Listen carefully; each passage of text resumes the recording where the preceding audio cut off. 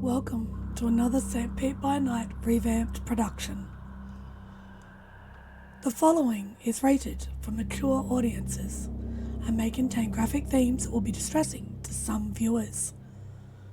As always, we recommend you ensure the safety and well-being of yourself and those around you at all times. Viewer discretion is advised.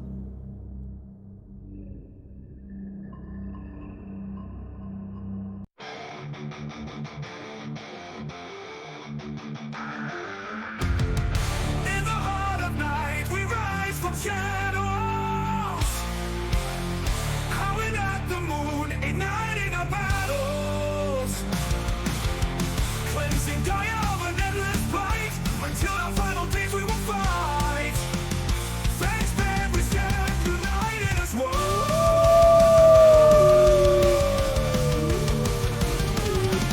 Evil spirits lurking with horror and dread.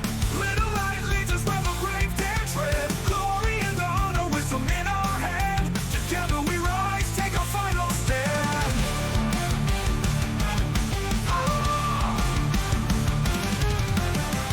Everywhere we run, the wind is at our back. All the warring forces we will track. From the depths of the ocean to the clouds in the sky, vampires tremble as we learn to fight. Rage across Tampa, in this fight we'll stay. Evil spirits lurking with horror and dread. Little light leads us where the brave dare tread. Glory and honor, wisdom in our hand. Together we rise, take our final stand.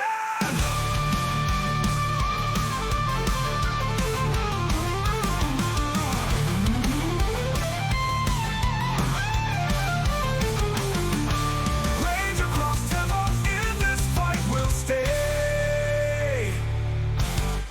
Everywhere with the pack, let the night be our guide. In battles of honor, we shall never hide. Rock will never hide.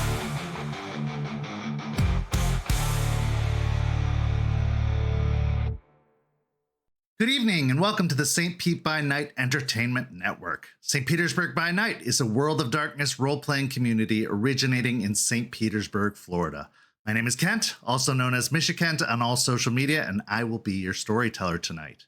It's Friday night, and you know what that means. It's time for Hounds, our Werewolf the Apocalypse 5th edition chronicle set in Tampa Bay, Florida, where a pack of young Guru have traveled from Michigan to assist the Sept of the Evening Star in combating the forces of the worm, both physical and spiritual. You can follow St. Pete by Night on all of the social media listed in the description down below, and you can join our community by following that Discord link where you could take part in one of the many activities we have running all month long.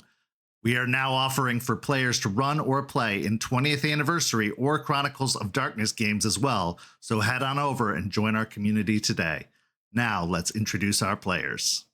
Players, go ahead and introduce yourselves. Hello, everyone. My name is Nikki, and I will be playing Delphine's Ruin Speaker, the Silent Strider Theurge. Hello, everyone. My name is Jay. I'll be playing Forged from Failures, who got that dog in him, Bonar Rune, and we're going to have a great night tonight. Hello, everybody. My name is Lilith, and I'll be playing Juniper Camine, the Ragabash Black Fury that actually has that dog in her from when she completely beat Forged's ass and ate part of his body. Hello, everyone. My name is Ben, and I'll be playing Raymond Gorn, the Ghost Council Philodox. Let's not forget the time that you murdered Princess the dog, too. That's also got some dog in you. Before we get to recapping last week's session, I want to let everyone know about this amazing giveaway we're doing here on St. Pete by Night. If you want to be part of that giveaway, pay attention to the following commercial because it is a big one and we definitely want you to participate. Let's take a look at it now.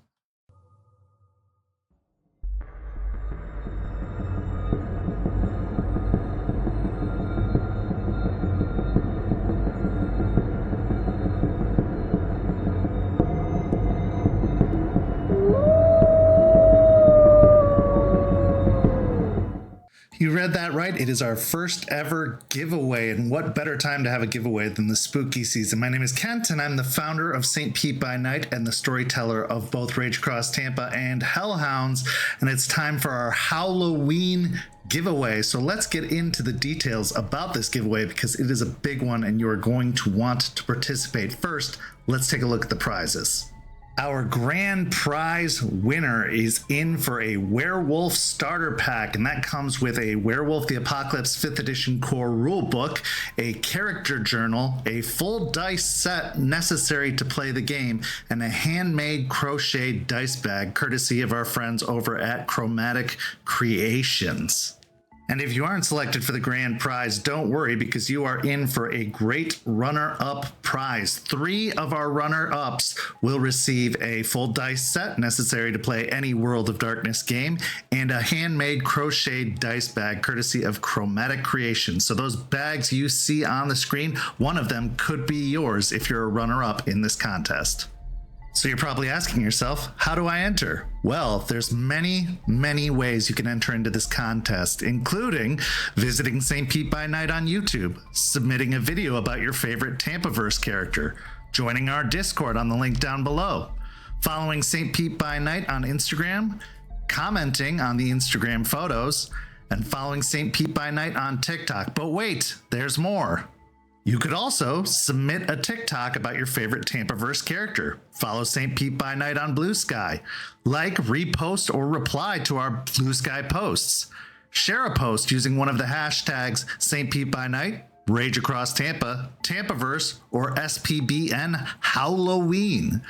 Plus, there are bonus entries if you're a Twitch subscriber, so subscribe to Twitch.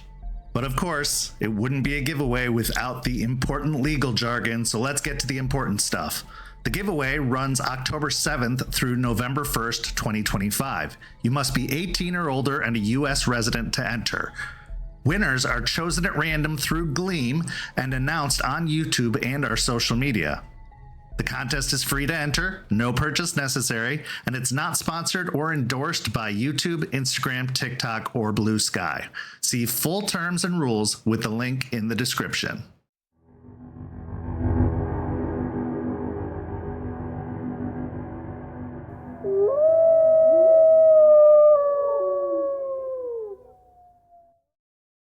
That is our Halloween giveaway, so check out that link in the description down below and enter in the giveaway to win that Werewolf starter prize pack.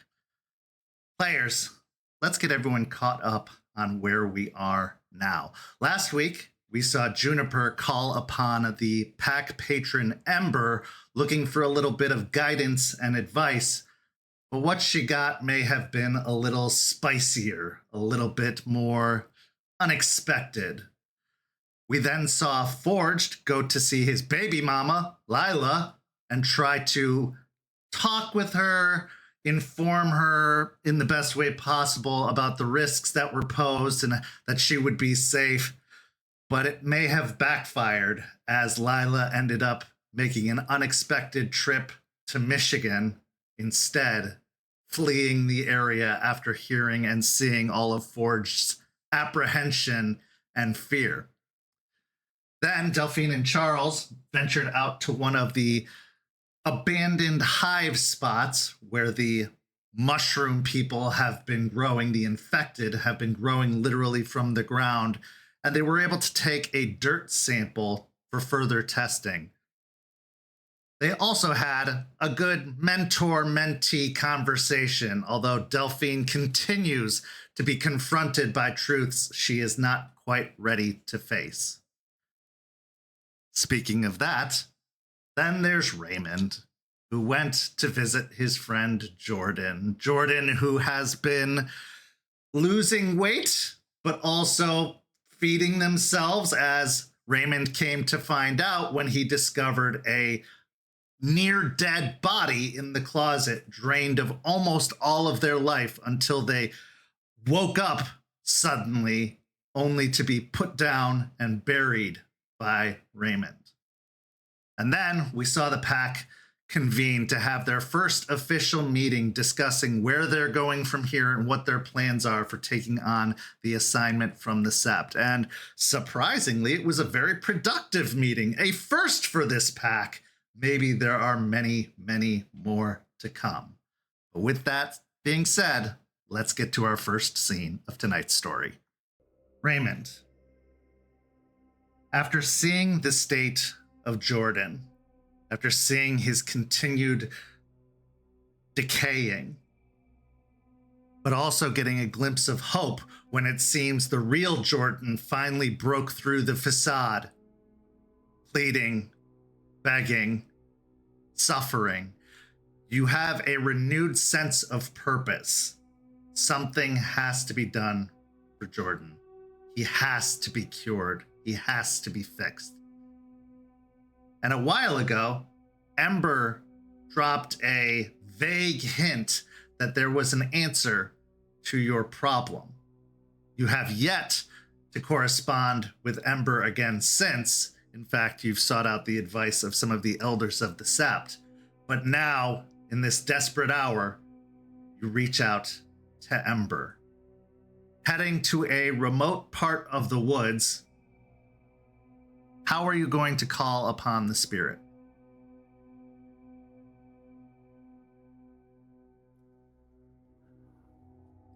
I'm going to go with the try and intrude method of just creating a small fire.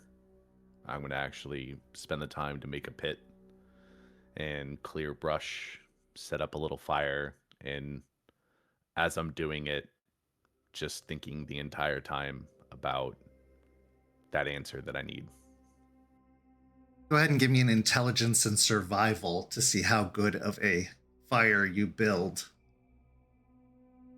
I would also accept wits and survival.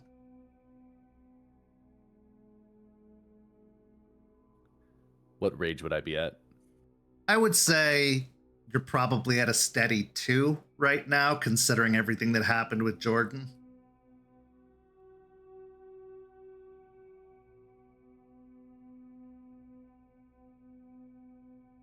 Two successes.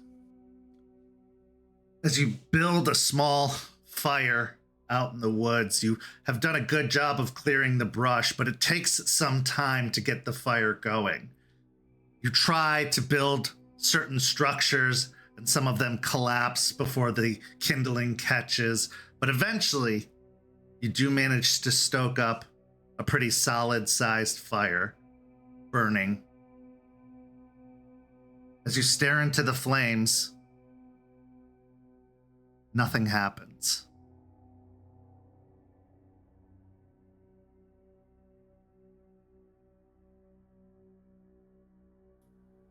I'll just stare at the fire, waiting, and as Ember doesn't appear, come on, I need to talk to you.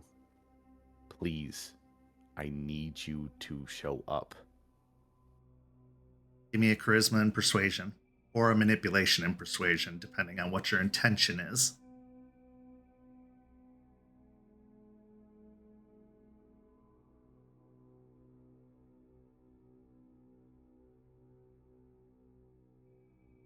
Three successes. As you beckon to Ember, the desperation, the pleading, the intensity in your voice, the fire starts to crackle, the flames growing ever higher, the coals within burning extra hot, as eyes appear in the flames, staring back at you the way you stare at them.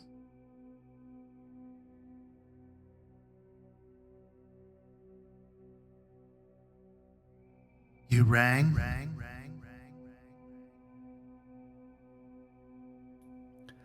I let out a little sigh of relief that Ember had finally showed up. Yes, yeah. Do you remember when I first encountered you, when we first came down here to Florida? You mentioned that there was an answer to what I sought out the most. the thing that I needed an answer for the most. And I haven't contacted you yet about it. And I should have done it sooner.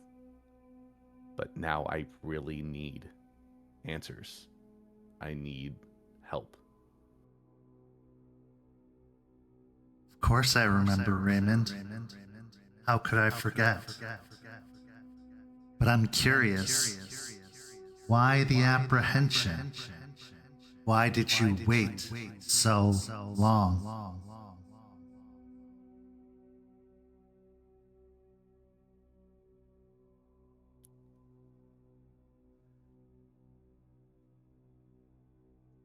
If I'm being honest, I wanted to immediately call you back the first time you told me that.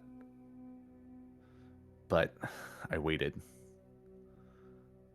I mean, at that point, you weren't our pack patron. You weren't anything except a spirit that I've talked to twice. It wasn't official. And so I didn't really know if that was the best idea. But now, after this time, after waiting, I need to know.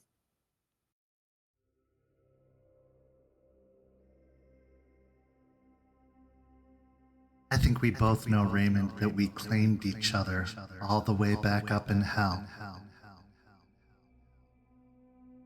But tradition and ritual should be followed, I suppose. Are you afraid, Raymond?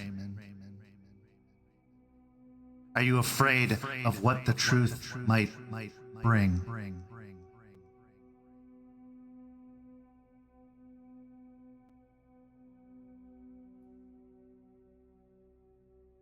I'm afraid of what is happening to my friend. I'm afraid of how much longer he has to suffer like this. And I'm afraid what will happen if I don't figure this out sooner or later. At this point, I want your answer. I need the answer. But if you tell me something that doesn't help me, then if I'm going to be honest, I'm going to ignore it. And I'm going to find another way.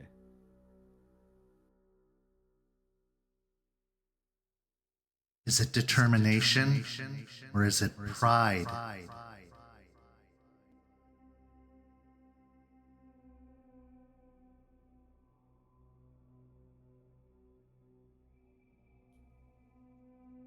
I am determined to save my friend. You may call it whatever you want. You may think that I'm prideful in wanting to do this, but I will save my best friend. What if it was too late? What if you took too long?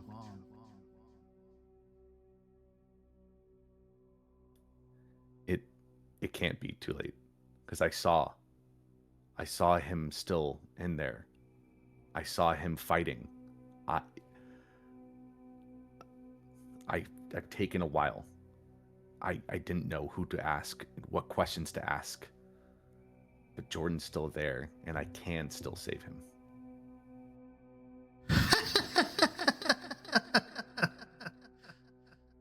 You rely on one sense. Clearly, you've forgotten what spirits are capable of. Clearly, you've forgotten what we can do. But I'm happy to report it isn't too late. But what will you give?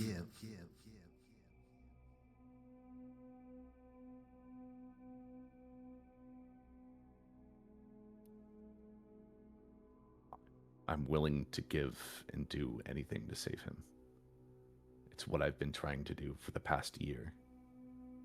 I don't care what it costs me to do. I will save my friend. Jordan will be free from what is torturing him.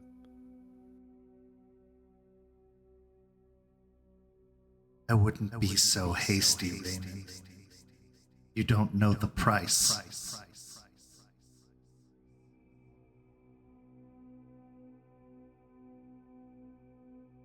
Then tell me the price. Tell me what I have to do to be able to save him. Don't just walk around the answer. I called you for this answer. Just tell me what it is.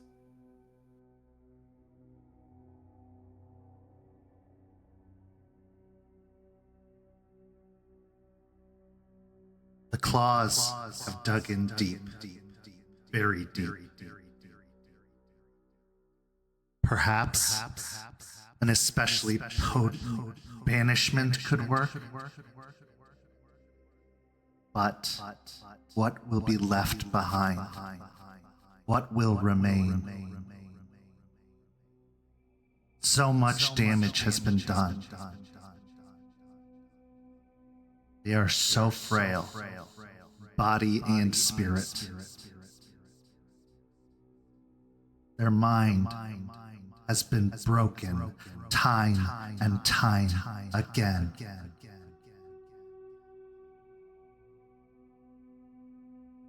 It would take a great deal to repair that damage.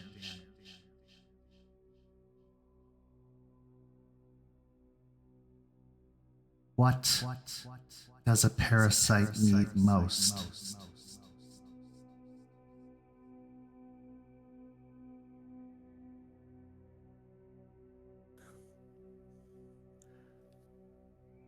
It needs a host. Very good. But it has a host. What would it want more than that?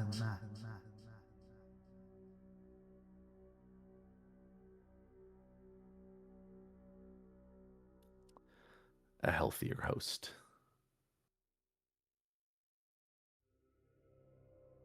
Yes. And it has tasted power.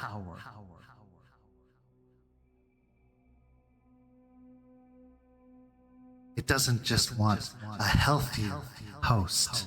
It wants a better host.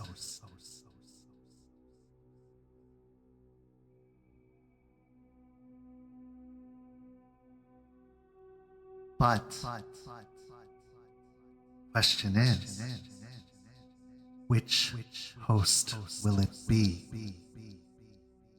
The guilt you currently suffer for Jordan's state, would you inflict that on him to save him?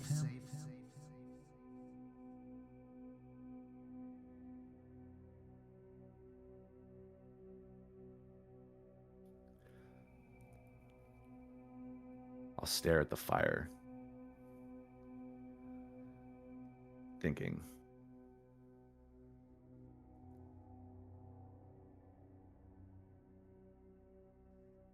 If that is the last resort to be sure that he is safe and away from this thing,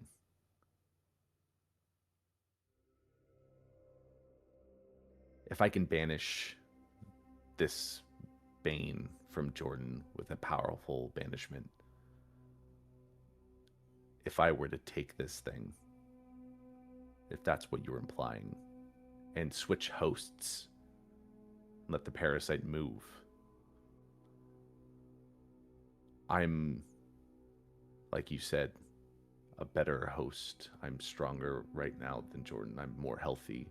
Can't I just banish it from myself with the help of others?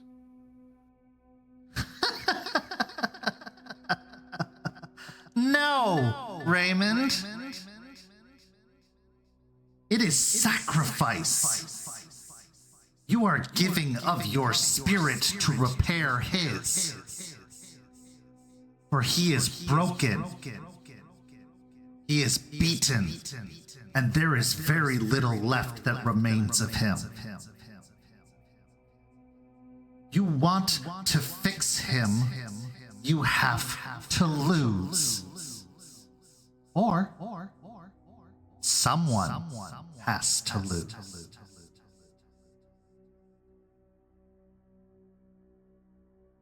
What would Jordan think to know that his savior was a martyr?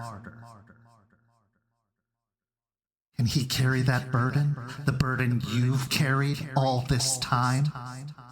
Or would your gift go to waste?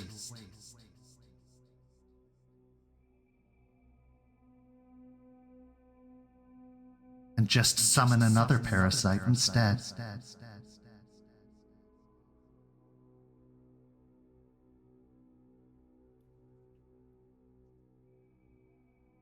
That would never happen. If I take this and I sacrifice part of myself to save him. Not part, Raymond, all.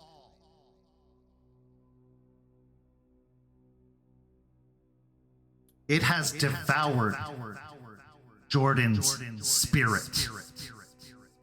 It has consumed his mind. What remains are the last desperate gasps before the fire is snuffed out. It must be replaced.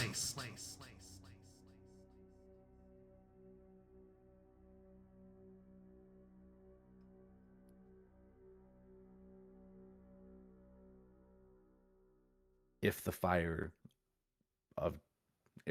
that is Jordan is still there, then I can find a way to rekindle it. I can find a way other than harming someone else to fix that. I'm willing to make that sacrifice for myself, but there has to be another way. You're giving me an ultimatum. You're giving you me the a final truth. outlet.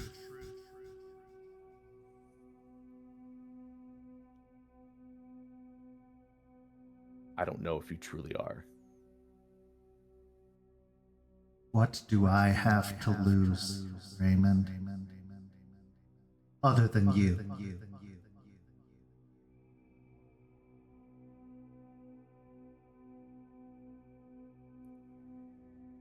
I mean, isn't that already a lot for you to lose? Yes, there are others in the pack. And we all are helping you in learning about the world. But you made that deal with all of us. I And did. with one of us gone, wouldn't that hurt you just as much as it would hurt us? Yes, it would. Very deeply. Which is why I gave you another option.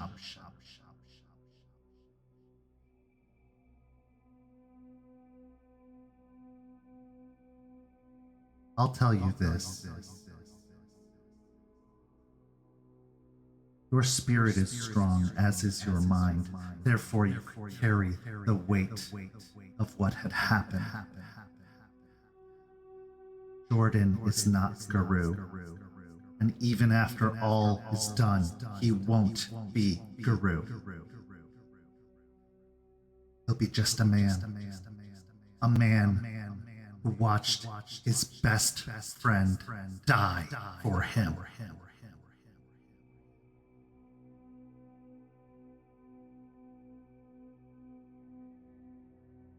Do you think he can carry that weight after all he's been through?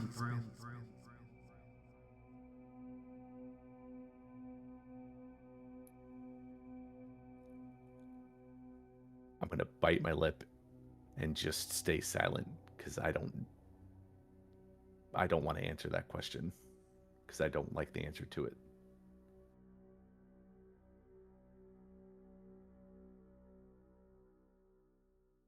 This is a dark path you walk, Raymond. And as I said, there is an answer. I never said you'd like it.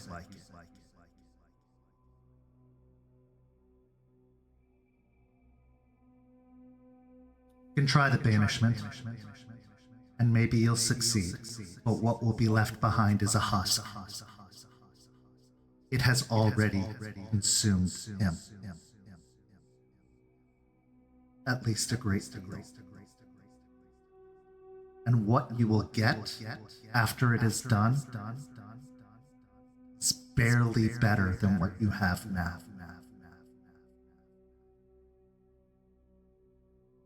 He is Femorai.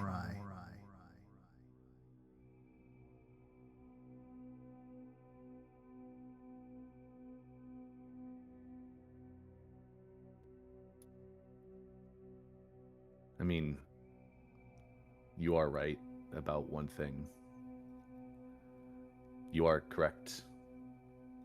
I don't like the answer you've given me.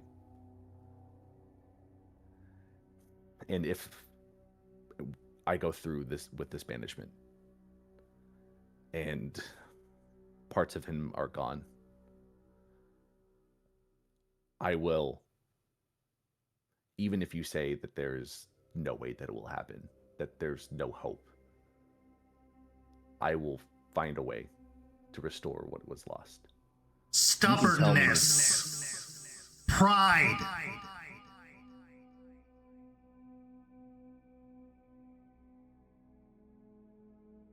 parts of him are gone. I have told you the truth, Raymond. There is barely anything left. There won't be parts gone. You should be more concerned with what's left over and how little it is.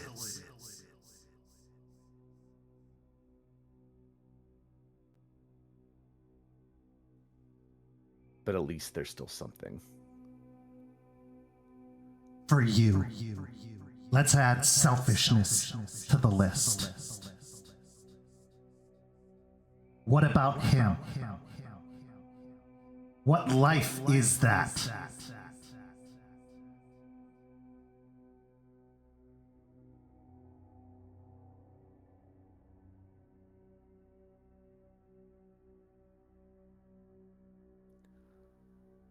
I'll just slowly lower my head.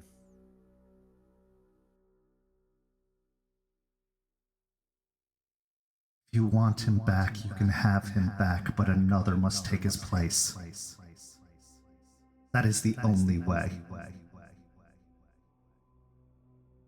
Whatever you do here will cause suffering.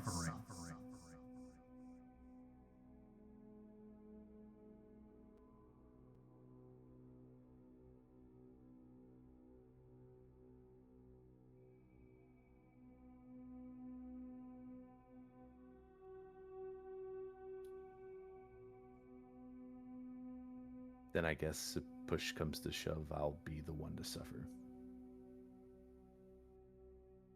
No. He will suffer. Because he will have lost you. You won't remember a thing. You'll be gone.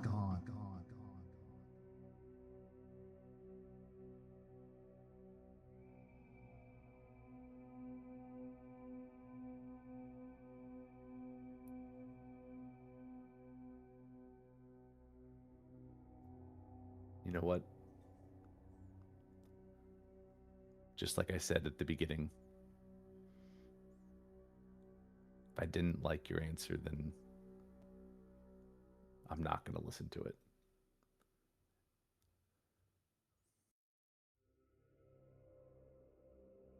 That's your choice.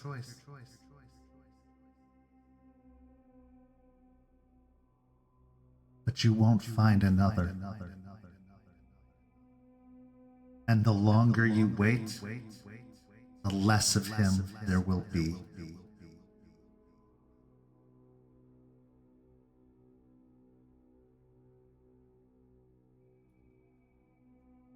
I guess we'll just have to see. And at that, I'm gonna kick just dirt onto the fire and just put it out.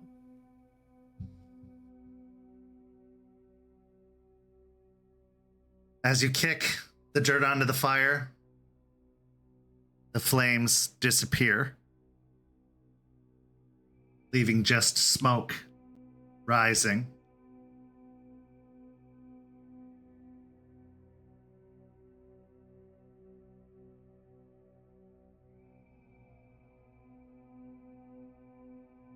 What's going through your mind after this conversation with Ember?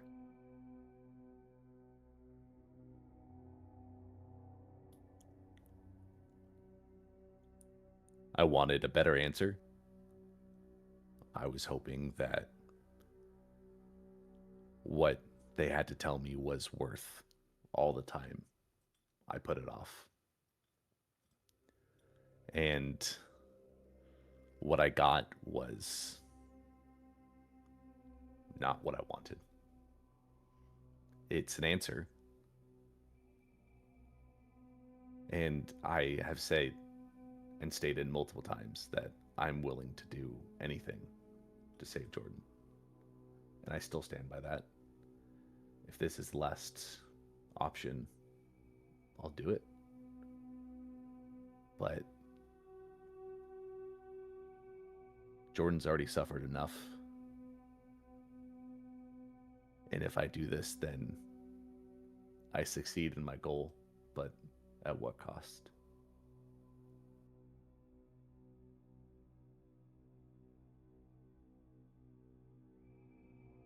You can't always get what you want. But if you try sometimes, you just might find you get what you need.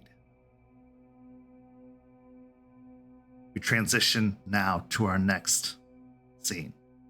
Delphine, you have spent a great deal of time trying to find an answer to the problem you currently face with your parents' ghosts and the haunting of Juniper.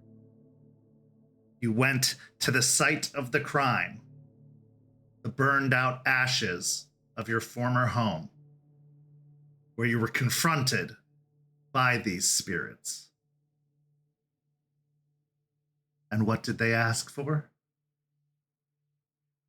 They asked for you to avenge their murder and then join them. Now that's a pretty heavy price to pay.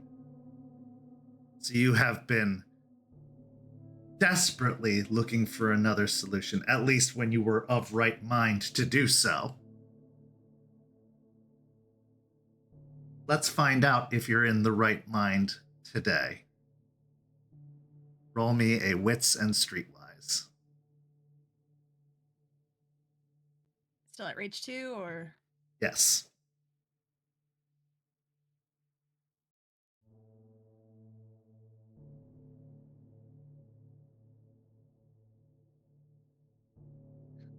Oh boy, that's one success. Okay. So since the last time we met, your stockpile has run out once more. And Spud says he's going to need some time to cook up another batch, but he should have it ready in just a few days, maybe in time for your next visit. But that leaves you wanting. Or more like needing. A need that won't be fulfilled. Not today.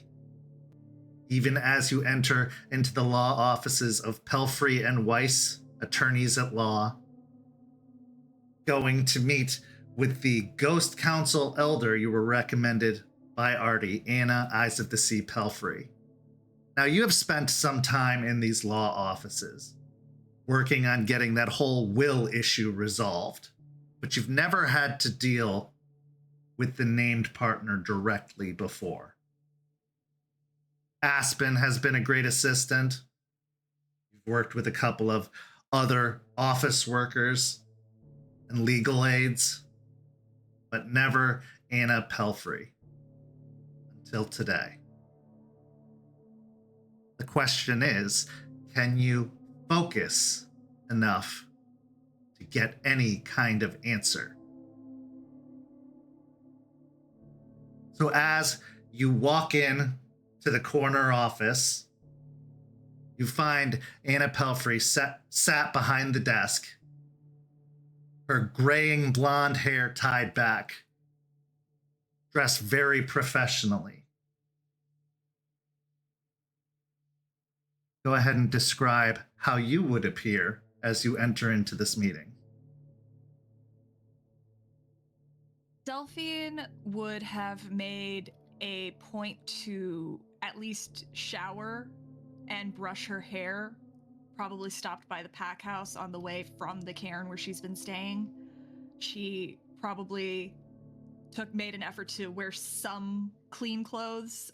So she's wearing, it's not the nicest clothing, but she's still wearing an oversized sweater, some jeans. Her hair, while brushed, is not tied back well. It's kind of just like a messy ponytail. She just gathered it up and put it out of the way. She's got that little bit of a wild look in her eyes. She's distracting herself from picking at her face and chewing on her nails by instead chewing on the straw of the iced coffee that she got to kind of like give her a little bit of energy, since she doesn't have the drugs in her. She also made a point to go ahead and grab one for Anna on her way in, just a simple iced Americano. Extra shot of caffeine. She doesn't know what she likes, but she thinks this would be a safe bet for a lawyer. But the straw on her own coffee is just like chewed horrendously. So as you walk into the office, Anna looks up and gives a very minute smile. Miss Duncan, please come in. Shut the door behind you and sit down. She nods a little bit, flinching at the just being called Duncan, just because it sounds foreign to her at this point. So she shuts the door, heads on over to the desk. Looks at between. Does she have like two chairs? Yeah, she has two chairs on the opposite side. Yes. She looks between either to figure out which one she wants to sit in. Just ultimately just sits on the one to the left, and she'll set the coffee she brought for Anna on the desk in front of her. I didn't know what you like, so I just an iced Americano. This is perfect, thank you. Also, Duncan, I've been going by Delphine, so we don't have to. Yes, but the rest of the office doesn't know that. Right, sorry. It's all right. What can I do for you? I'm actually not here in regards to the legalese we've been dealing with regarding my parents' estate, which thank you for all of you, the work you guys have been doing on that one. But it does coincide with the parents. Recently I've discovered that my parents are still lingering. And I don't know, Faspin told you the trip we went to up north, but while we were up there, the theurge of that sept suggested I speak to a ghost council, and Artie, I don't know if you know Artie, but Artie, he recommended you and a few others, but look, you were local, so. Yes, I know Mr. Garfield. He comes by the office regularly. She closes a folder in front of her, setting it aside, and you can see the label on the folder is the Duncan Estate. Now realizing that is not the business you wish to discuss, she folds her hands on the desk in front of her.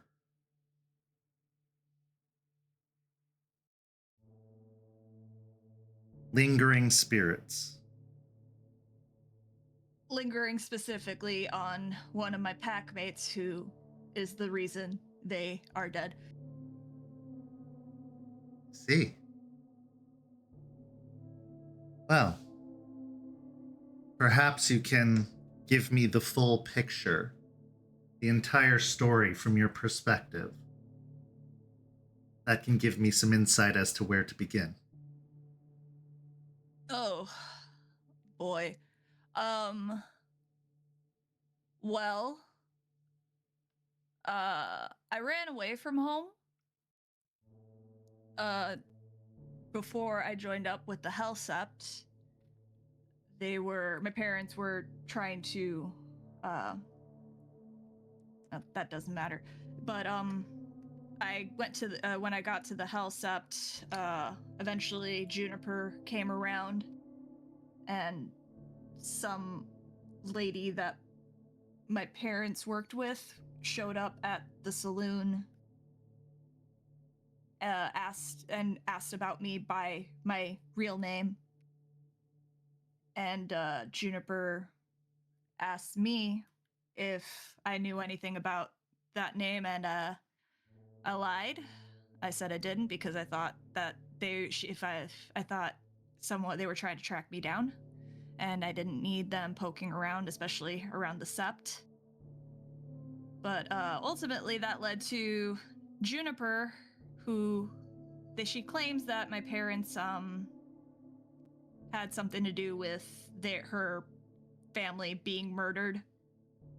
But she decided to make a trip out to my family home and set it on fire with them in it. I see. Cut to our trip up north, and I also learned that I can see into the Shadowlands and see ghosts and shit, so that's been interesting. But while we were up in Michigan, I had Juniper go with me to the scene of the crime, as it were, to see if we could make them leave. And they want me to get what they consider justice, which is to kill my packmate and then myself. That is quite aggressive. Well, the theurge out there told me to talk to you because he said the only way he knows how to deal with it would destroy their souls completely. And whether my parents did what Juniper claims or not, I don't think damning their souls to eternity, to eternal nothingness, is something I would want for them. Why not? You ran away from home. It seems like you didn't have any care for what could have happened to them while you were gone.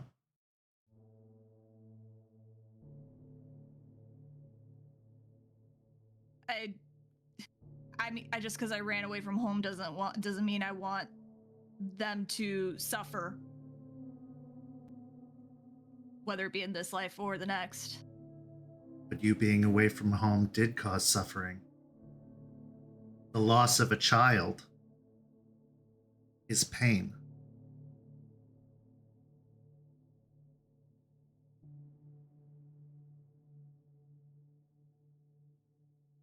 She just sinks in her chair a little bit. I had been away for a while. They were used to. They also worked. My father, he was manager of built an office somewhere else. He was out of state a lot.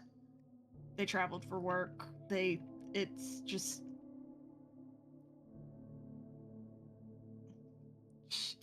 she's bringing her fingers up to her temple and rubbing it a little bit.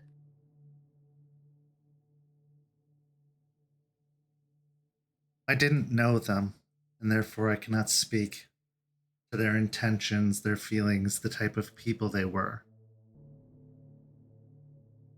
But I can tell you this. There is an unquestionable bond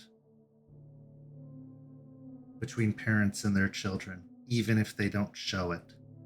And clearly, that bond must be there, or else they wouldn't have remained. They wouldn't be asking for what they're asking for.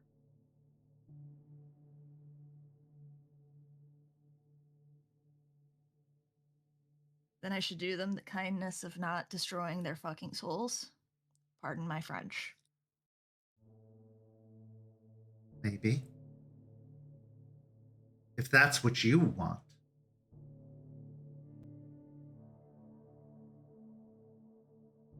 If it wasn't, I wouldn't be talking to you.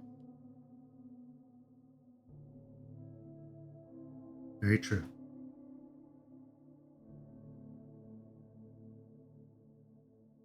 Another question. Why didn't you tell Juniper the truth?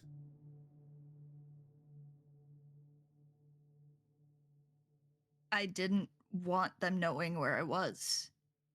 I had You could have just told her turned not to tell. You could have shared a secret with your packmate. I also barely knew Juniper.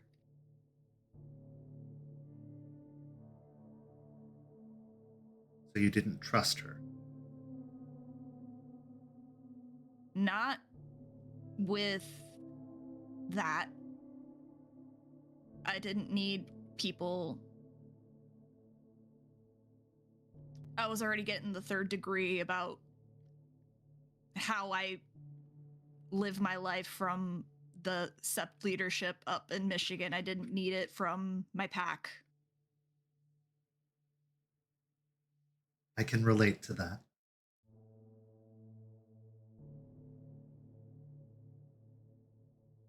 That being said,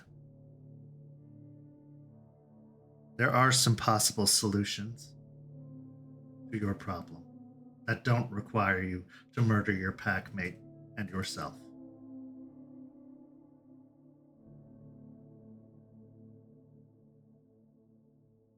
There are a number of rites and gifts. However, they would be best performed by you. You could have an elder perform it for you,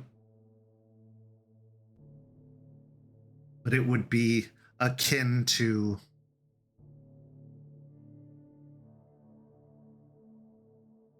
angering a spirit. If you don't want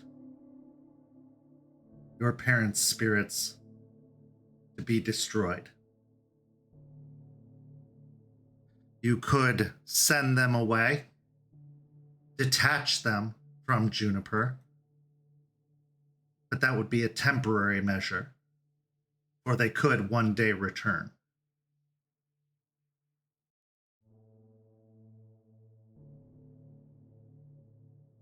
You could drain them, although this is highly frowned upon. Drain them of their spiritual energy, weaken them, though it will cause a great deal of suffering, but it won't destroy them.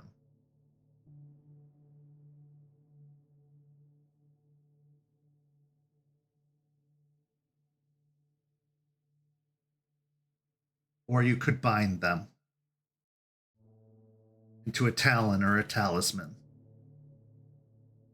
This would take care of your problem, but not theirs.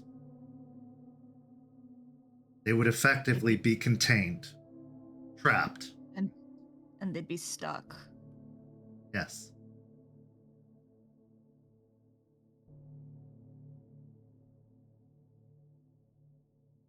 You could also entreat with them. See if there is something else they're willing to take in exchange. Try to find another solution. However, with malevolent spirits, as these seem to be, they really do only want one thing. And that is revenge.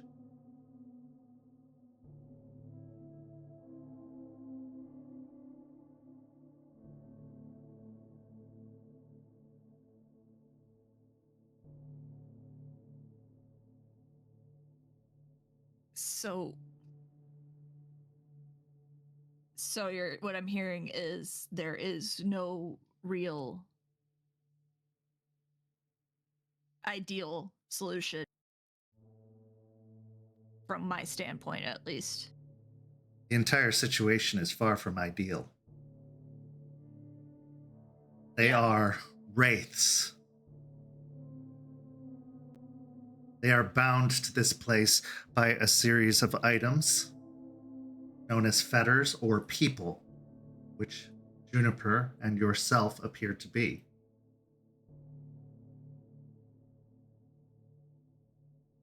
No matter how you choose to go about it, they will endure some pain. They will endure some suffering. But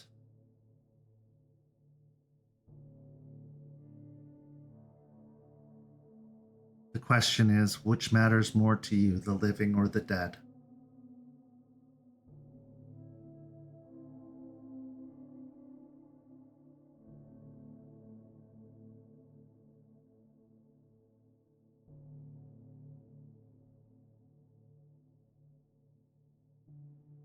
She's back to just chewing on the end of her straw, contemplating that question.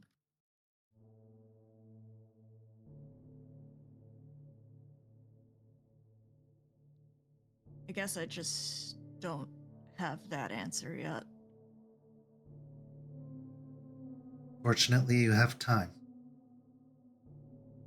Spirits such as these,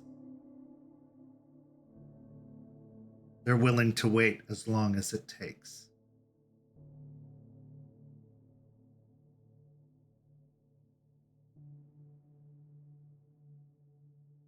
They're antagonistic, though.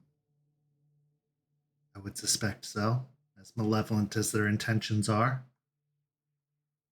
When we spoke to them, they were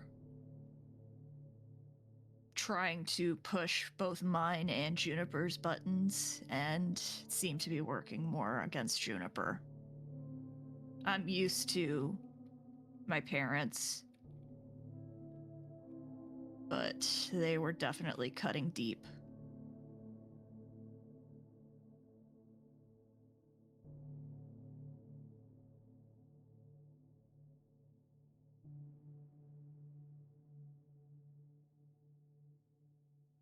Another thought crosses my mind. What if they aren't your parents? I saw them. Do you believe that everything you see is the ultimate truth?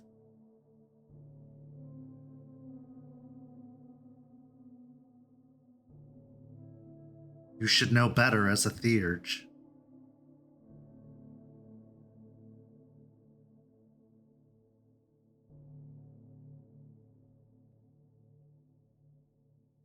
As a theurge, most of the stuff I've been seeing has been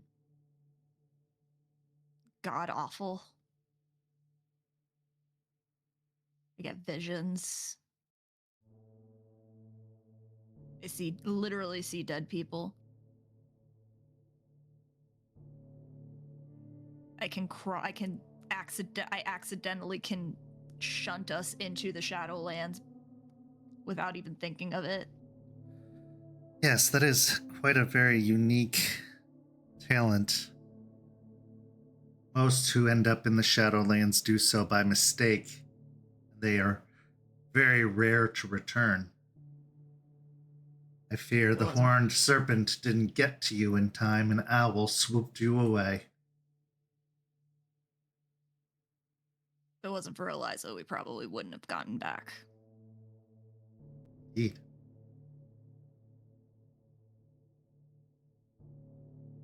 So what, you think Serpent would have wanted me instead of Owl if Owl hadn't found me first? I could see the potential. But also, Serpent prefers observers of death, not those who are running headfirst towards it.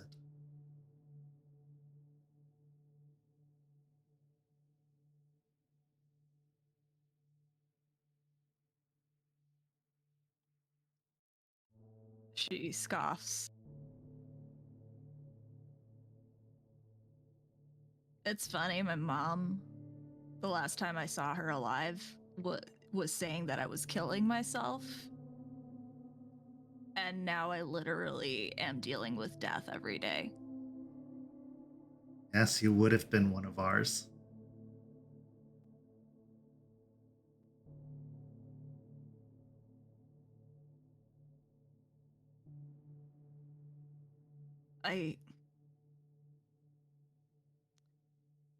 How hard would it be to change a malevolent spirit's mind?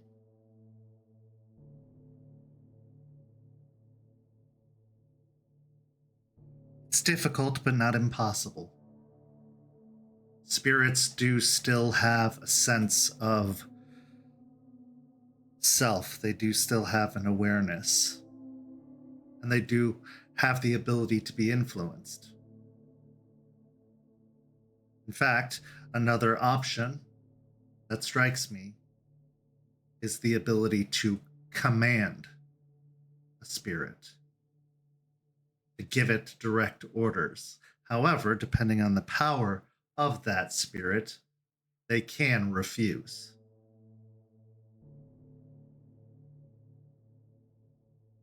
Almost makes me think that it might be worth banishing them even temporarily, just to give us a little bit more time. That is a possibility, yes. I don't mean to offend my packmate in any capacity, but she doesn't have the longest fuse, and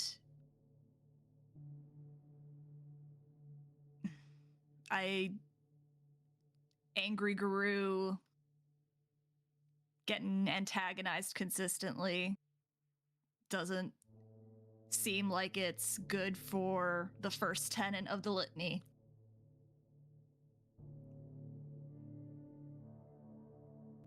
No, it certainly isn't. Mostly just concerned about that happening. I wouldn't say that's necessarily true, because if you were mostly concerned with it, you would destroy the spirits.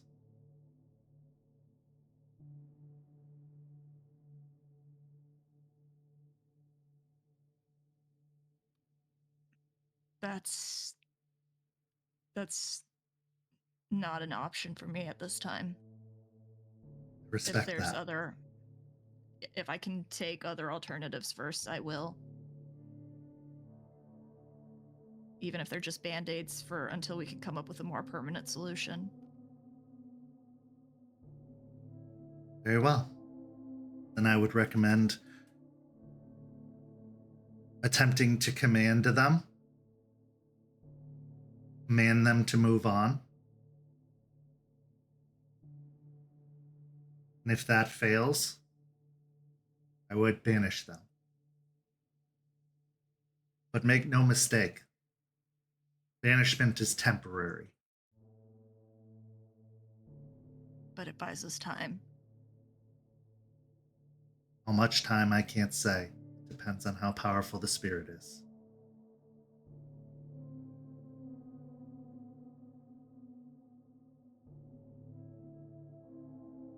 She'll glance at the folder on Anna's desk.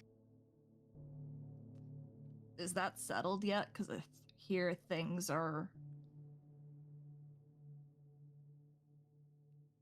They're progressing. Weird. There are a few issues that are being dealt with, but we have managed to secure a stipend for you for the time being. The rest is currently sitting in a trust,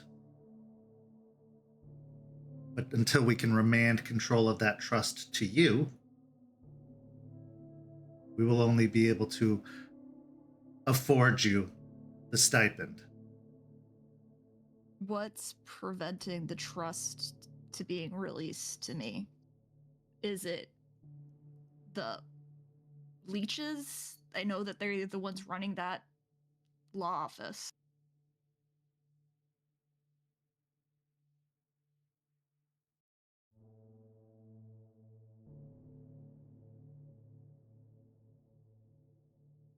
You want to know the truth, or would you prefer to enjoy this moment of not knowing longer?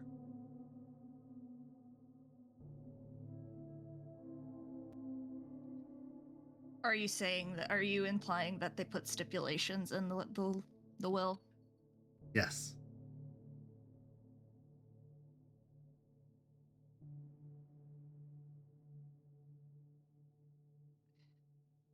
What did they?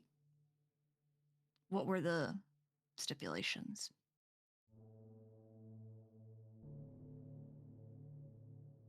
Well, primary stipulation is that you go to rehab and remain clean for 6 months.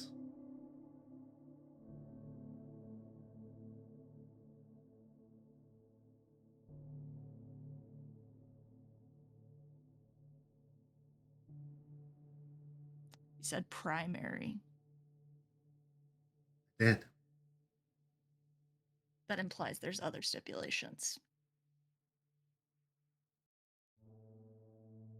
The other stipulations are primarily legal issues that you'll receive only a certain amount of the trust at certain ages. They wanted to make sure you didn't spend it all as soon as you received it.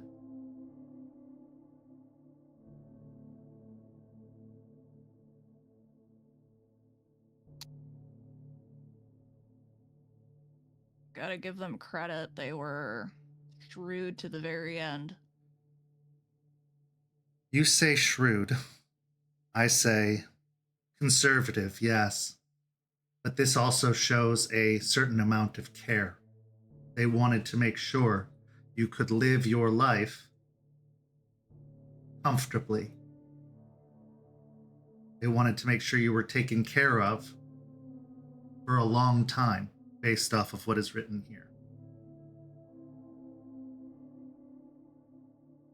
She scoffs a little bit, and yet now they want me to kill myself. That's what gives me pause about their intentions as spirits. I will say that there is another caveat, however.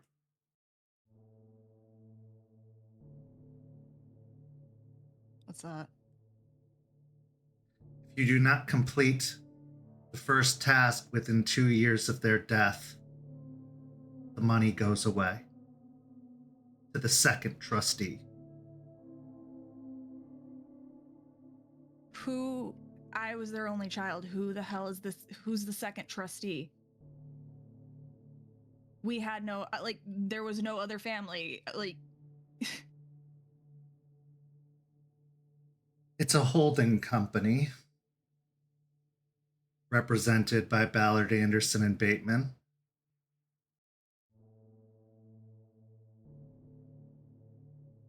So the leeches. I wouldn't say just them.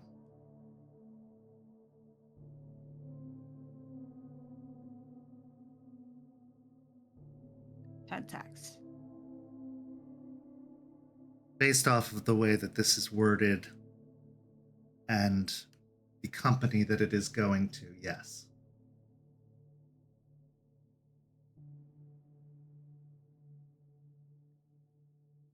Now, And I will say that that has to do, could potentially have to do with the employment paperwork they signed. That their retirement pension goes to the company. not surprised that Pentax wants to screw even the life insurance policies of their employees' families.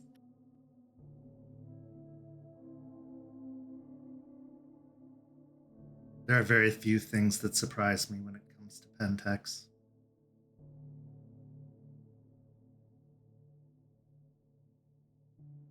She'll sigh. She's slid further down in the chair throughout this entire conversation and is now shaking her knee like in agitation over the stipulations she's heard and all of this information that she's got now to deal with, and just the overwhelming need to track Spud's ass down at this moment to bring some relief to the situation. And she's gone back to just chewing on the end of the straw and glaring at just a point on Anna's desk.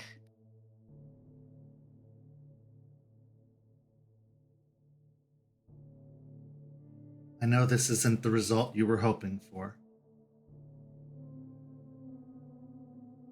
And I'm sorry for that.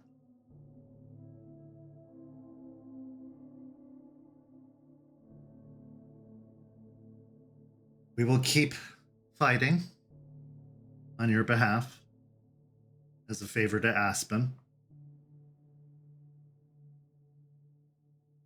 I am also trying to have a copy of the employee agreement, their contract, sent over, but it is being held up.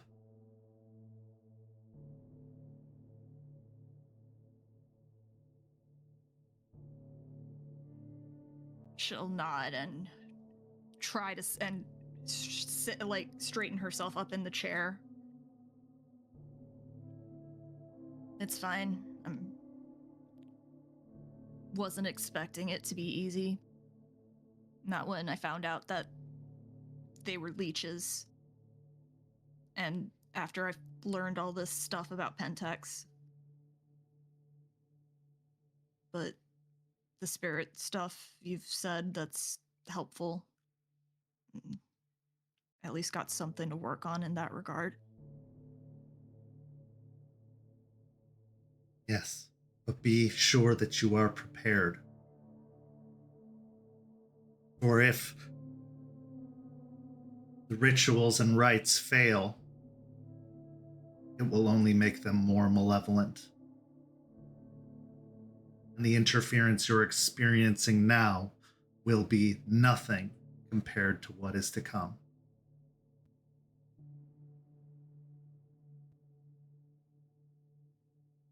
She'll nod. I'll figure it out with the pack. See what we can do most reasonably. See if maybe our pack leader can, at least, I'm not the best at trying to convince people to do anything, much less spirits. Maybe our pack leader can help with that regard. Yes. As much resentment as I'm sure you carry for your pack mate, they are also the one you can lean on. And hopefully trust has been built in the time since.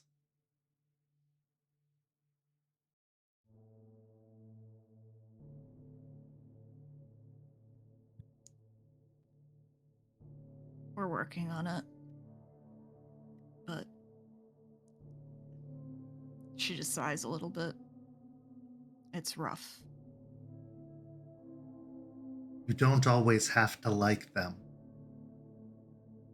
My own pack, for example, drove me nuts at times. But they were family. While families may fight, they also forgive. They will also have each other's back, no matter what.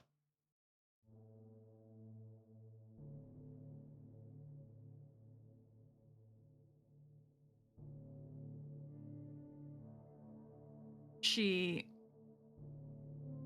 holds the cup of coffee between both her hands and just gives a slow, thoughtful nod. I thank you for the time you've given me today, Miss Pelfrey, but I shouldn't take up too much more of your time. Plus, she just gestures to herself.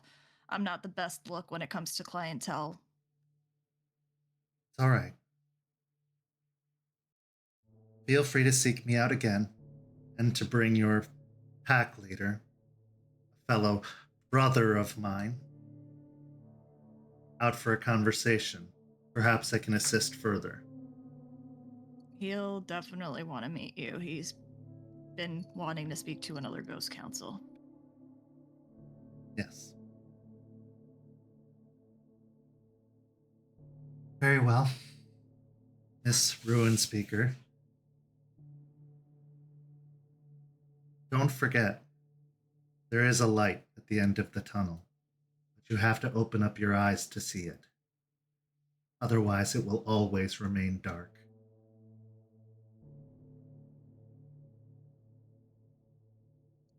She'll nod and get up from the chair, stumbling just a little bit. Her legs having lost a little bit of feeling in her legs from just sitting for so long and feeling the way she's been feeling. But she'll get up nonetheless and head out with a respectful dip of her head. As you're leaving the law office, what's going through your mind after this conversation with Anna Pelfrey? It's a lot of cursing, mental cursing in her head. The very much child being pissed off and annoyed, throwing a little bit of a mental tantrum at her deceased parents in her head over the stipulations. Just constantly thinking about how even in death, they're still harassing her about how she is living her life. And once again, trying to control her through money again to try to get her to do what they want. And not giving a shit about what she wants and how she feels. And also just annoyance at the knowledge of how this won't be as easy as she had been hoping it would be to get rid of them spiritually. And she's just struggling so much right now. She's shaking as she's leaving the law offices with just rage. And like, as soon as she's out of the office, just immediately going for her phone, texting Spud, asking him if he's finished his batch.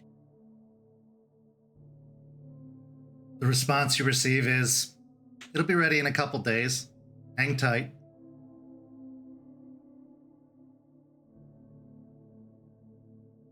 And just more anger in that moment as she heads to the car so she can head back to the cairn. With that, we transition to our next scene. Forged. The last few days have been rough. In fact, one could say it's been rough for a few weeks now. What with the death of your best friend in Michigan, and now with the harsh, cold slap to the face that is the note currently held in your hands. Try as you might to have reassured Lila that she was better safe here. When you went to check in on her again, you found that she was gone, along with your son Cooper. You found a note that simply said, "I'm sorry."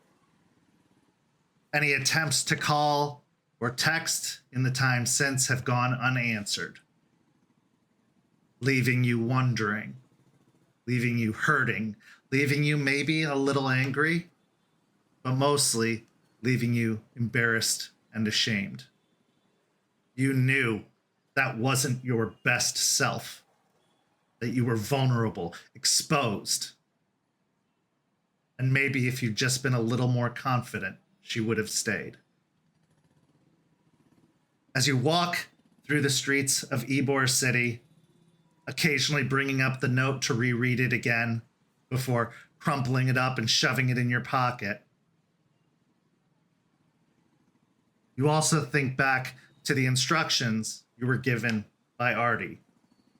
The homework to find a rock to bring to the hearth, to represent yourself as a part of the sept. Maybe it'll be a useful distraction.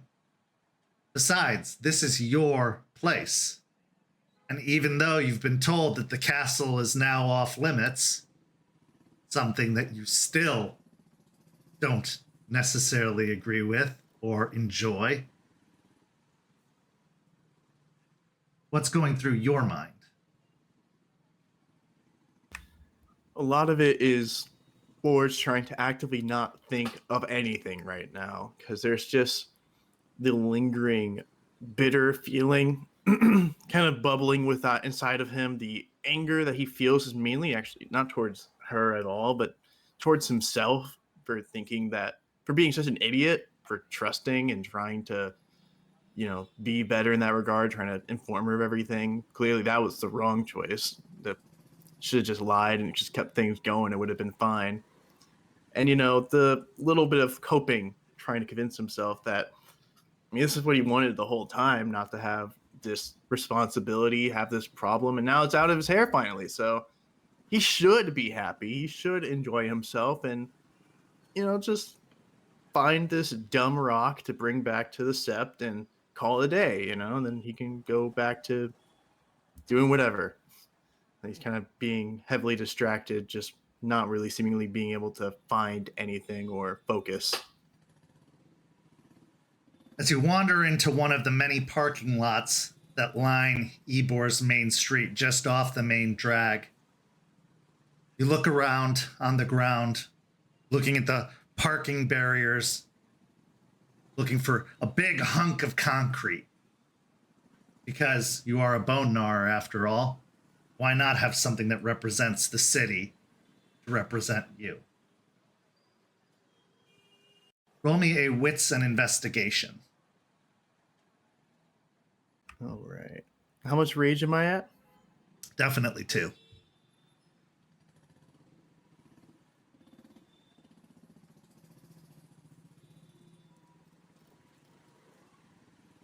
Actually, would I'm just going to ask, just in case, would I add for my clan favor of looking for something lost or overlooked? All right. Overlooked, definitely. Not so much lost, but overlooked for sure. I got 1, 2, 3, 4, 5 successes.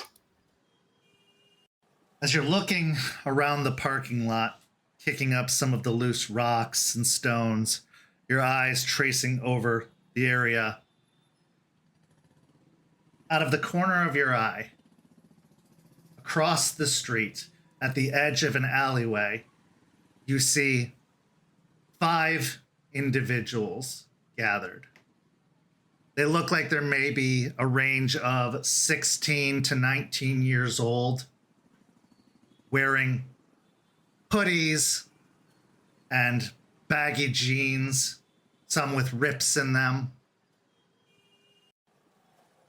stocking caps on their head, at least one of them, long, scruffy hair. Their clothes are dirty. But they are watching you and whispering amongst themselves. Occasionally, one of them will laugh.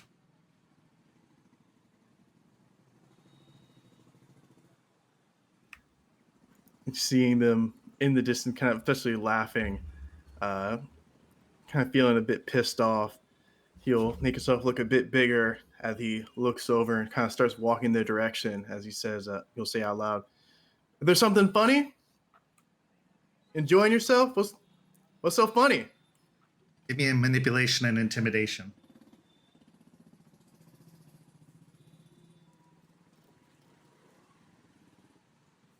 Also, I will say, can I go over rage? I feel like Yeah, I'm a little easily angry right now. sure.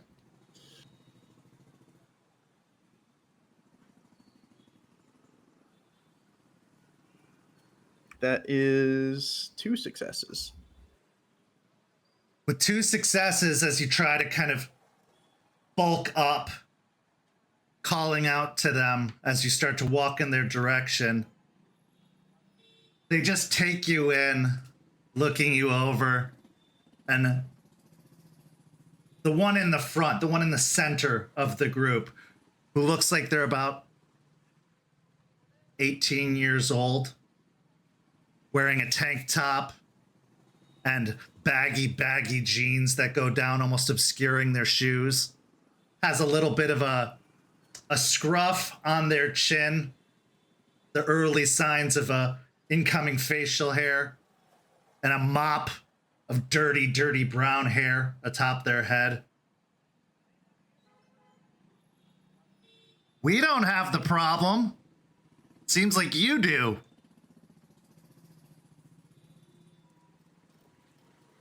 Aren't you supposed to be in school right now? Oh, we're getting an education right now, all right. And with that, the group starts to slip back into the alleyway, turning away almost dismissively from you.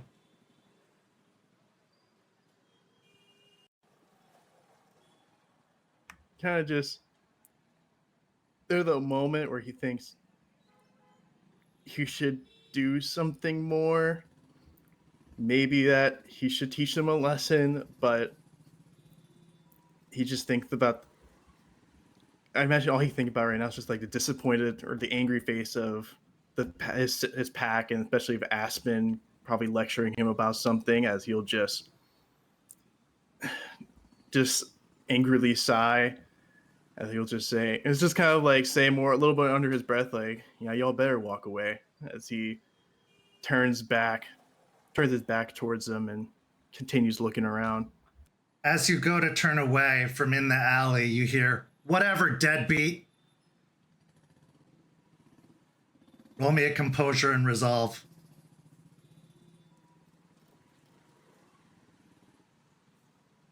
Oh man, I'm trying. Actually, 2 successes. You don't frenzy, but now that won't stand. That is your dead name. You are not a deadbeat. You tried your hardest. You were there for them. You were trying to protect them. So, without fail, you turn around back towards the alleyway they walked into. I'm just gonna walk after them and just, if I can, go for the one that, the heckler, the one that talks the most, and I'll just tempted to grab him and pin him up against the wall. As you stalk into the... Oh, yeah. Go ahead. Well, as you stalk into the alleyway, which isn't... It's a pretty long alleyway between buildings that'll connect one street to another on the other side. Knowing that you were only a few paces behind them as soon as you enter into the alleyway, they're not there. Roll me a wits and awareness or investigation. I'll go with a awareness, and this is my clan. I'm assuming my favorite doesn't kick in at all. I always just ask. It does. Yeah, it does kick in. Okay.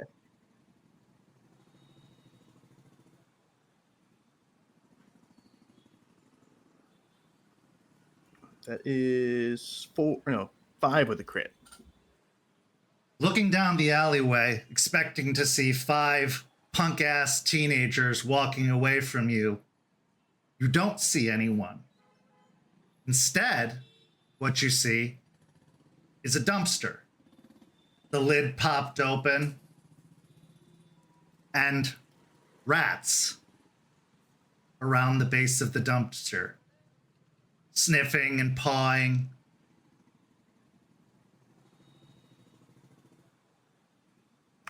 I just sigh. I think I might be understanding what's going on here now, as I'll kind of stroll on over towards the rats, as I'll take a seat close to them, as I'll just kind of say out loud, like, is this where I get another pep talk? The rats seem to ignore you at first, but one looks over in your direction from underneath the dumpster and gives out a little hiss and a sneer. But as you stare at them from the inside of the dumpster, a large rustling reveals a bigger black rat as it pokes its head out from the refuse that's almost overflowing from the dumpster. Be nice, you little shits, he calls down to the rats below.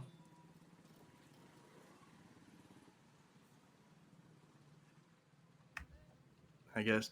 I mean, you do attract that kind. You attract trash. Or at least your favorite. I know my kind. What's up, kid? You know, just having a great time. Having a good time. Just,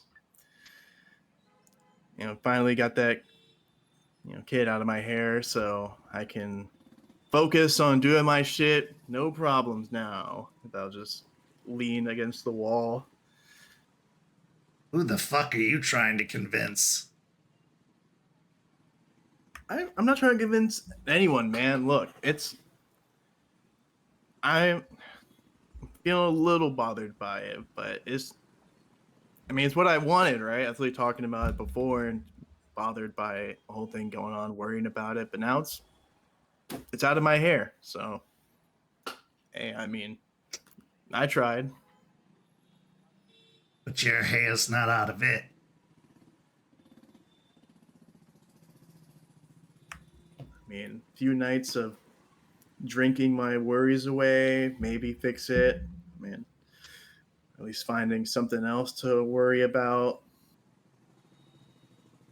Worked for me before. I mean, worked good enough, that is. I mean, sure. If you want to disappoint your parents, piss off your sister some more.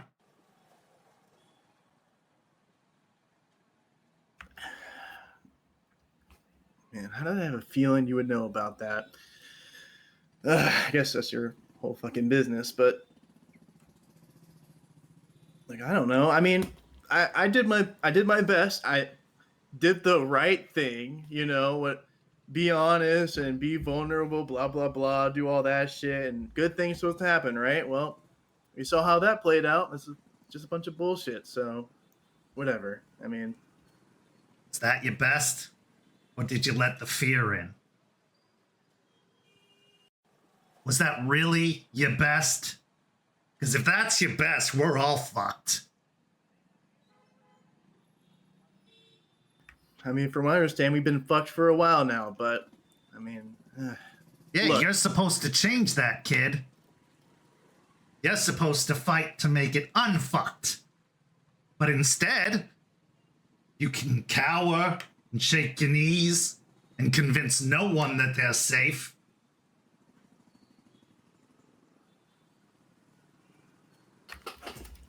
Dude, what do you want, man? What more am I supposed to do? I told her I can't just. I was trying to convince her that it would be okay, but dog, I don't even know if it's gonna be okay. Like, what the fuck? What am I gonna tell her? You make it okay. You give her a place to come back to. Make it so that you believe it's okay. Because the problem was, kid, you didn't even believe it. You were scared. You were worried. You couldn't convince yourself that she was safe. And why should she be? With you looking out for her? You pawned it off to the Sept. You tried to get someone else to keep eyes on her. They do a better job at it. I mean, they seem to know everything. That Artie dude has access to like every fucking camera imaginable. I mean, it seemed like they have a good job at it. And I've been going there. Sure, and I'm sure they've got nothing better to do. You know, save the world or get iron or, you know, take care of their own loved ones.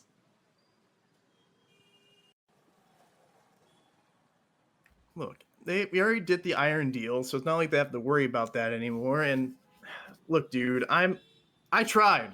What? I got news for you, kid. You didn't.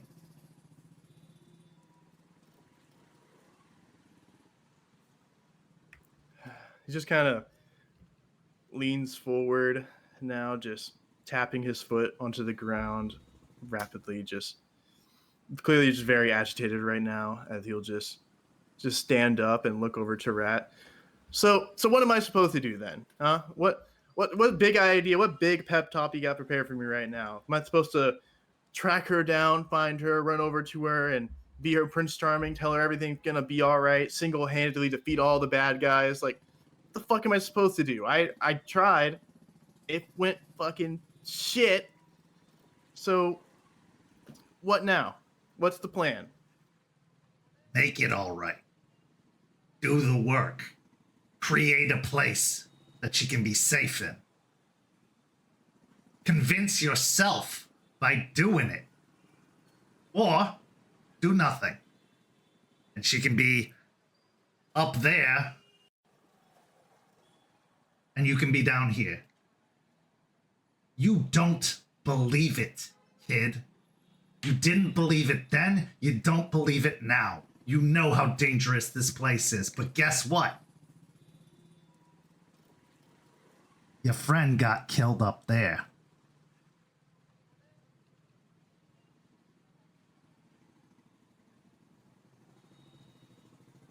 Nowhere is safe until you make it so.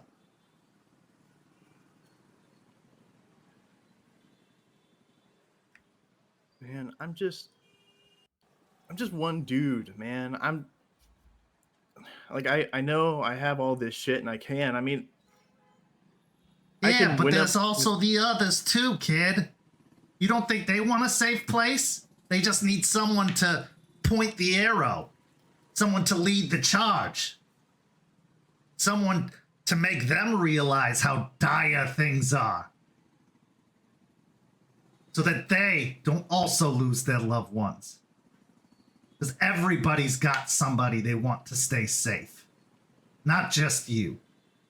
So no, you don't have to do it by yourself. That'd be stupid.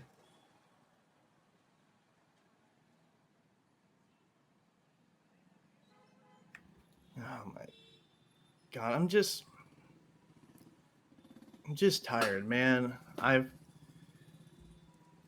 Shit just sucks. Look, I hadn't won a meaningful fight in fucking forever. I apparently lost to Juniper of all people. How the fuck did I lose that? I mean, I'm not even the strongest dude here. What is it?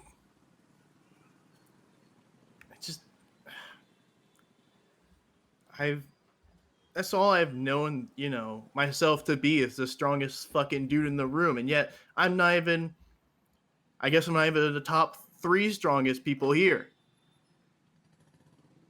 So how the fuck am I going to feel like I'm super safe when I can't?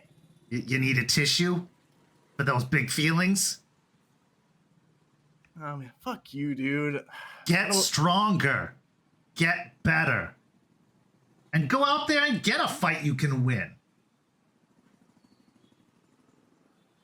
They've been doing this a lot longer than you. Maybe not Juniper, that kid's fucking crazy. But the others? Yeah, you couldn't beat Stuff Suit. Stuff Suit's been doing this for 30 fucking years.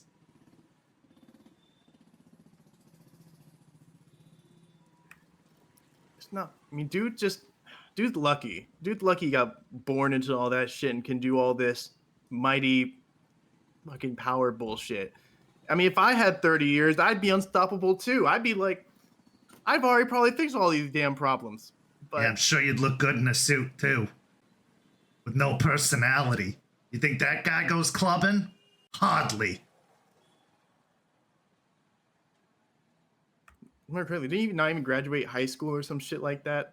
That's actually thinking about, you know, I gotta it kind of makes me laugh thinking about that sometimes. Imagine not graduating high school. Yeah, but I never even went to high school. You probably like it, to be honest. I mean, people keep all sorts of bullshit secrets for no reason there, and you'd probably like it. I mean, hey, I did good enough there, and that should say enough. I can't say I didn't sniff around from time to time, but you know what? I can't handle all those hormones and drama. I mean, you hang around with us. Is that not still what it's all about? Hormones and drama? Yeah, and it fucking stinks. But you can change it. Be the difference you want to see in the world. That's what they say. You want her to be safe and come back? Make it safe. Convince her to come back. Because as long as you don't believe it, she's not safe.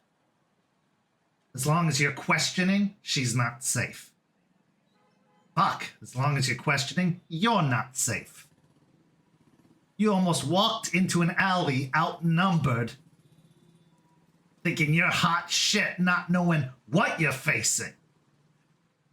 Don't forget, kid, this world's a lot darker and a lot deeper than it seems. What if they were all plant people?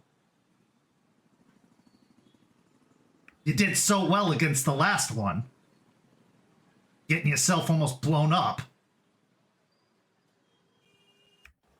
Look, man, I probably could have won, to be honest. I mean, I really talked to that, you know, like Wolverine guy, and he taught me how to fight a bunch of people at once. But I mean, I get what you mean. It was not my brightest moment, okay? It was a little fucking stupid, but You hear some snickering from down at the base of the dumpster as the other rats that are still collected underneath there have stopped what they're doing and are just watching at you. I can still get to you, you know. I can still get to you probably before he gets to me. Just remember that.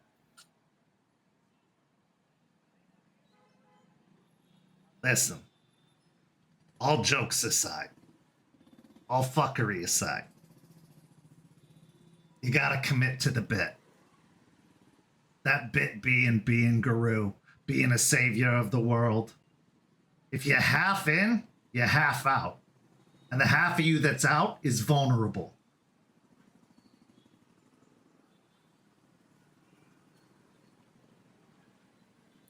You see, as Rat says that, Forge just kind of looks unsure, kind of biting his lip a little bit, not looking directly at Rat.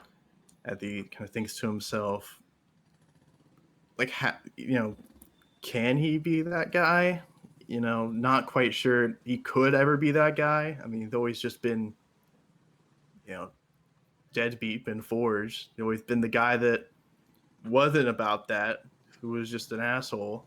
So could he ever be someone like that? He's just trying to decide if he can, as he's just contemplating that, standing there. I got something for you. I know you're taking an emotional beating, but it's not without gifts. You're looking for a rock, right? Oh, yeah, I gotta find a dumbass rock for the sept, so I was hoping just to find something large enough and, call it quits. He dives back into the dumpster, and you hear a bunch of rummaging around. One of the big trash bags just falls off the top to the side, which the other rats down below scurry over towards. And then a moment later, he pushes a large piece of stone out of the dumpster, which clacks to the ground. And as you look at it, it is concrete. It looks like it's come from a concrete barrier. But if you squint at it just right, it looks like the shape of a large rat with a large end and then a shorter end to represent the head. There's even a small bit of the granite along the side that looks like a tail wrapping around to the front.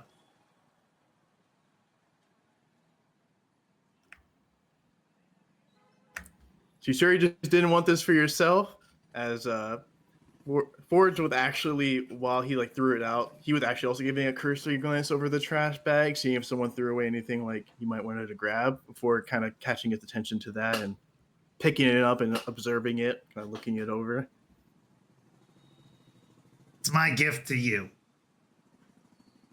Commit to the bit of being a rat, of being Guru. Make the world safer for people like her and your kid.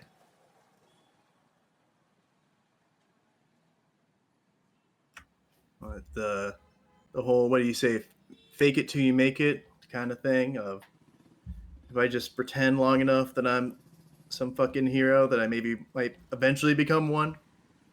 Yeah, something like that. You convince yourself, even if it's through faking it, until you believe it.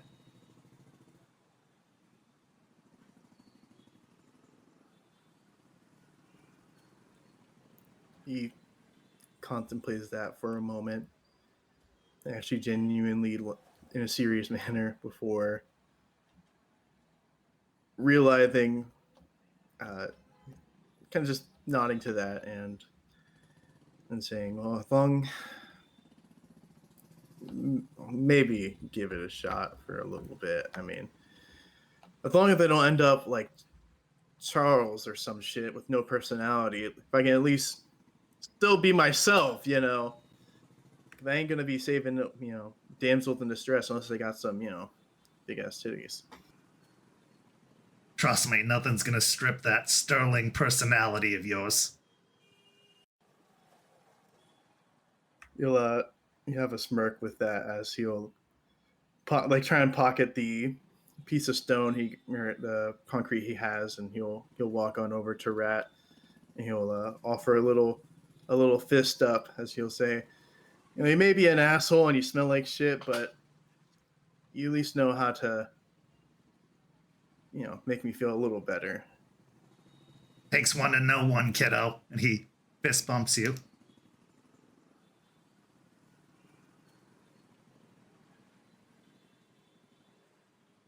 And as he's gotten close, he looks down toward the other rats and maybe kick a little couple bits of pebbles towards them, as he'll shake his head and he'll say, well, I guess I'm gonna head back with this, and hopefully I'll be the first one who actually got some sort of stone.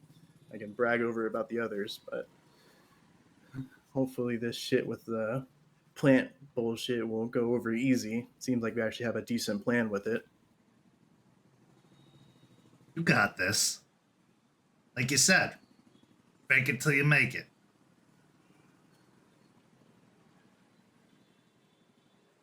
Just sure, you got Hero Forged on duty, and he'll turn around and start walking away. As you walk out of the alleyway, starting to cross the street again, eventually a voice calls to you from behind. Hey, wait up. You turn around and you see the lead kid again with the scruffy brown hair and the baggy pants, tank top, say, got your wallet. And he holds up a wallet. You're lucky you're one of his kids. Otherwise, I'd beat your ass. But I can at least tell you are one of his kids. That I'll go to grab it. As you come up close and take the wallet from his hands, roll me an intelligence and occult. All right. This is 2 rage dice. Let's do it. 1 success. As you take the wallet from him, you recognize there's something different about him than it is with Rat. He's here. He's present fully. It's not a manifestation. He's not a spiritual presence. This is a person, an actual person. But as you look into their eyes and you see the beady black orbs staring back, they're more than just a person. He then hands you the wallet, gives a little 2-finger salute, and heads back into the alleyway. He'll just contemplate that for a moment before thinking to himself, there really is a goddamn wear everything in these days. As he'll kind of nod to that and start walking off. Make sure he has everything in his wallet too before he leaves, just to make sure. As you're thumbing through your wallet, you do notice that $10 is missing. It's just, it's not enough to make a scene about it. It's not enough to make a scene about it. Just reassuring himself. I think he's walking away.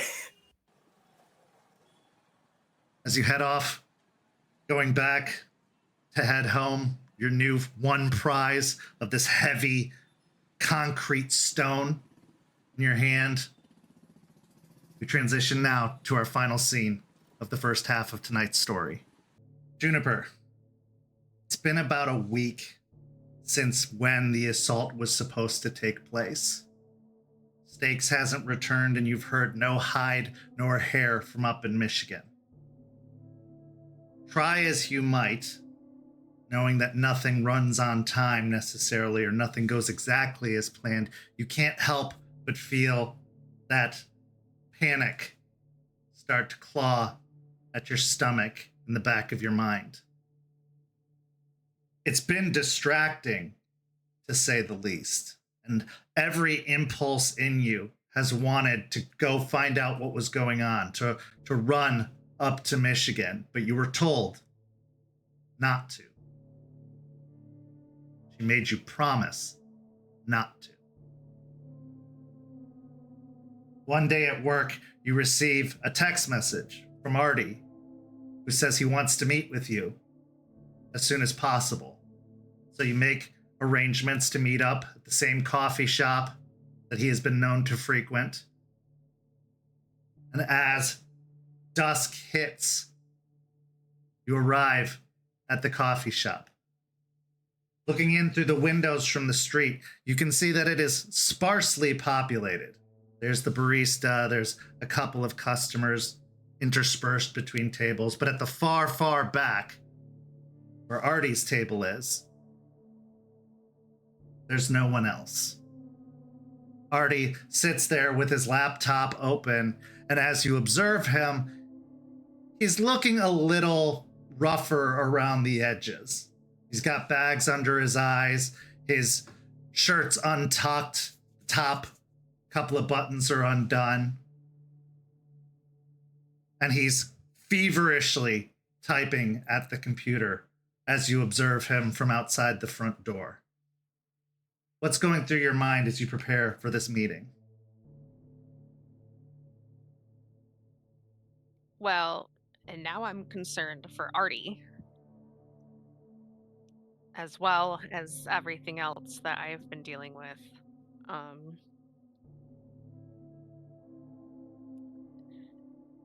I'm just really stressed, to be honest.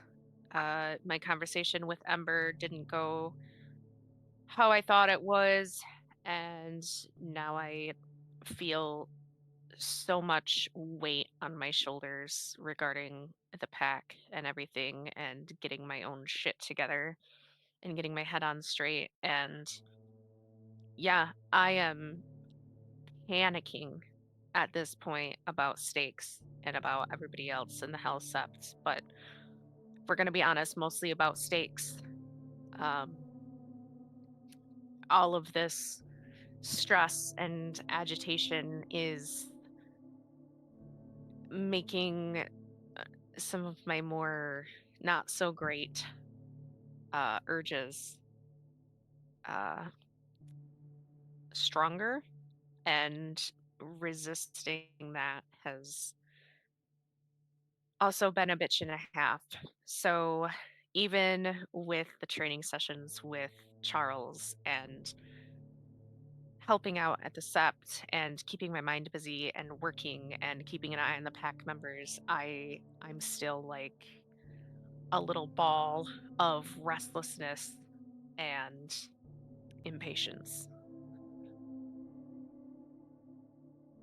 Trying to take a deep, steadying breath, which instead comes very shaky and shallow, you open the front door to the coffee shop, making your way through the tables until you reach the back table where Artie sits, hunched over his computer. As you approach, he straightens up and stands.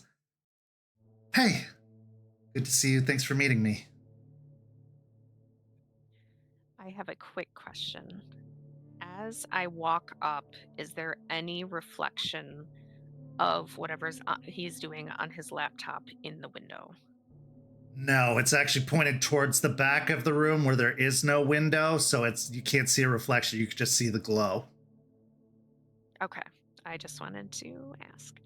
Um, as he stands up and greets me, I kind of smile a bit, uh, and give a wave. Uh, hey, Artie. I look at him with more concern than I wanted to initially show. Are you okay, man? Yeah, just working a lot.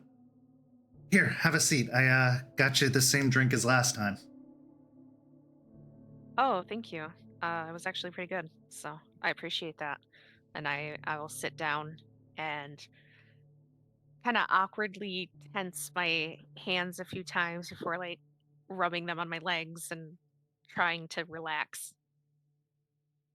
He sits down back in his seat and he closes his laptop and shoves it off to the side a little bit. So, I wanted to check in with you and see how things are going. I mean, you've had a lot happen over the past couple of months, and when we had our little team building exercise the other night, you were rather quiet.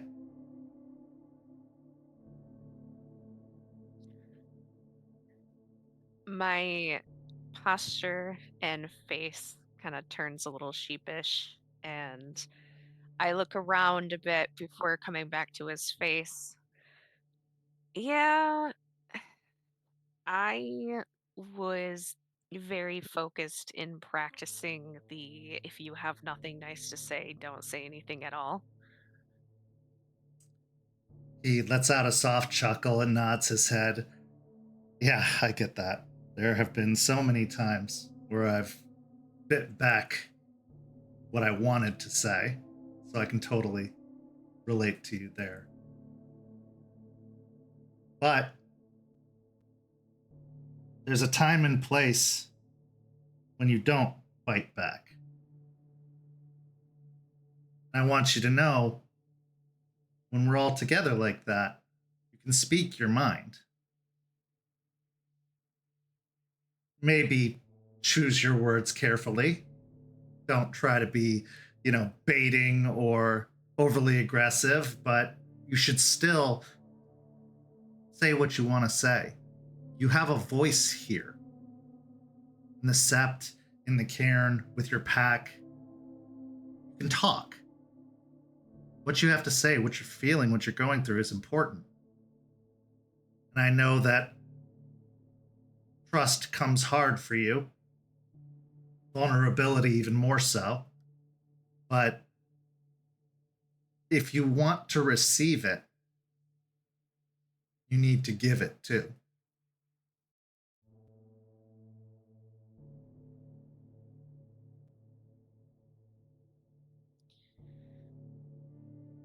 I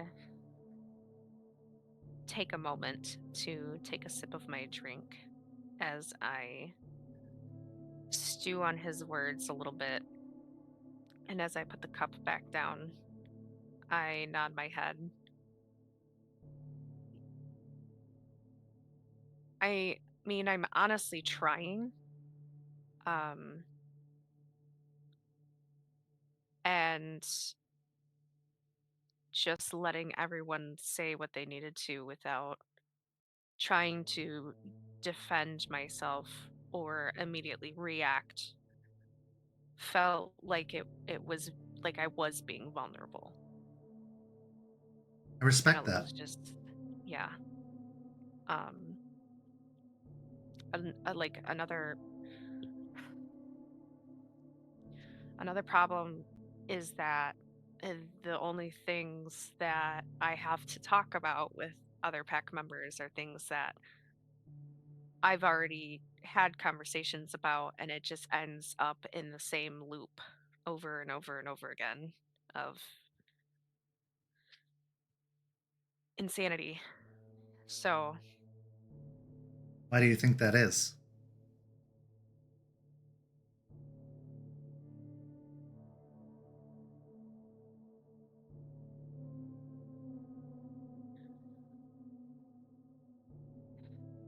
because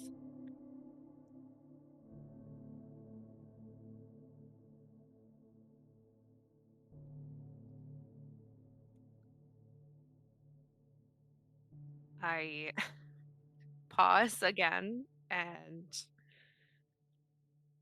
start running my fingernail back and forth on the table, not scratching into it, but just nervously fumbling around.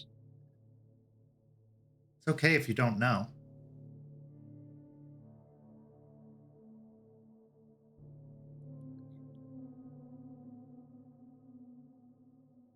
Well, I suppose one of the biggest things is that one of them found out something that I did.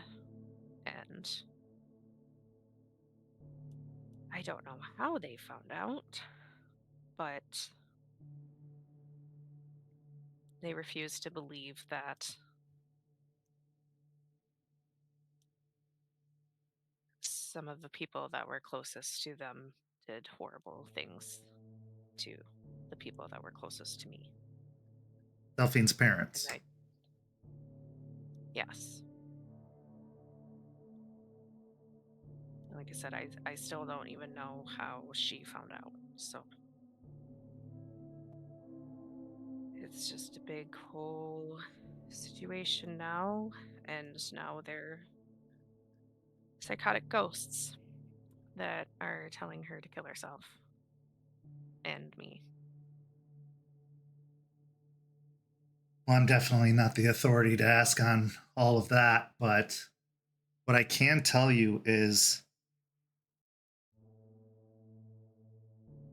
it's for the best that she knows. It's for the best that it's out there. Because that's how you're both going to move past it. Having this hidden secret between the two of you, having this uncomfortable truth kept to yourself, it's going to eat away at you and her. Having her left wondering and you knowing is going to always cause a divide between the two of you. That's a divide you can't afford to have.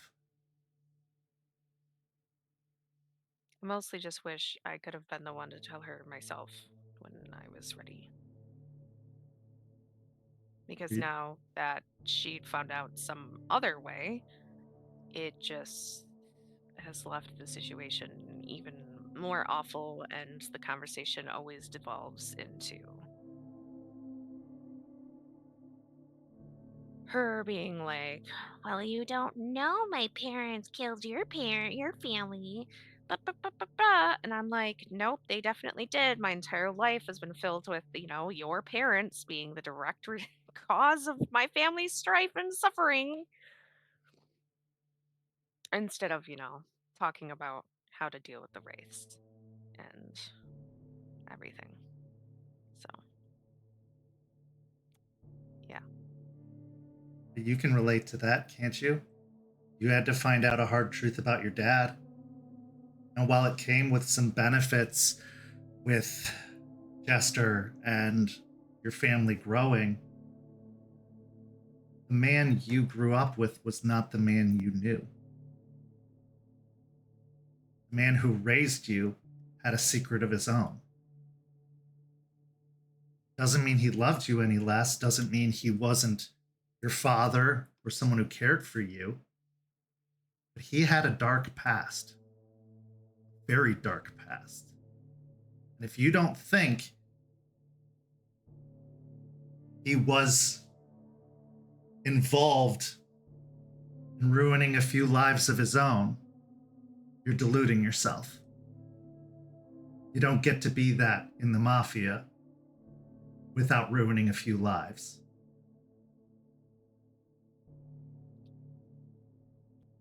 Well, I mean, I know that, but the thing is that I've already accepted that.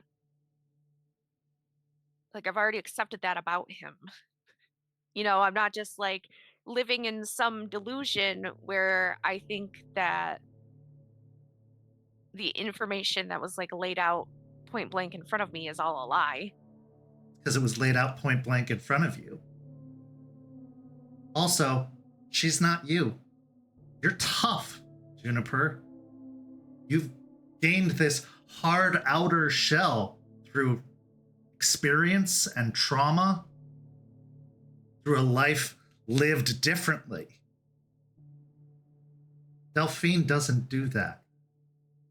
She fogs her mind to get away from the truth. She escapes. She's not you. And that doesn't make her bad. It just makes her a different person. A different guru with her own flaws and faults. And I'm not here trying to make a speech about, who should forgive who or what should happen. But she doesn't know point blank. So she's always going to wonder. And who knows, maybe she'll find out one day, or maybe she won't. But either way, this has to be resolved. And instead of defending yourself or biting back, try using some I statements. I feel like I have to defend myself all the time. I feel like there's nothing else I can say about this. I feel regretful and want to move on. I've already straight up told her that I am sorry for the way that it's affected her. That's But not an I'm apology, not sorry. Juniper. I point blank said that I'm not sorry for what I did.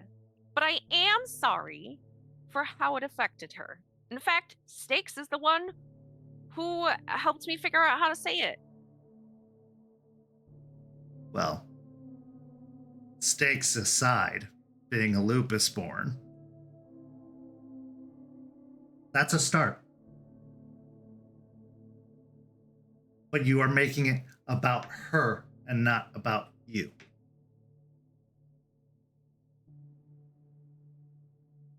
And regardless, the apology's been said. Doesn't mean she gets to forgive you right away. Doesn't mean you get that. Just like you haven't forgiven the ones who harmed you, nor should you.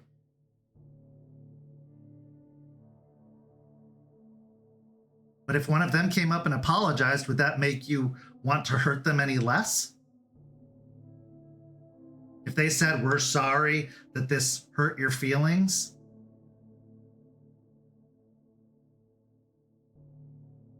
doesn't bring them back, doesn't make it right.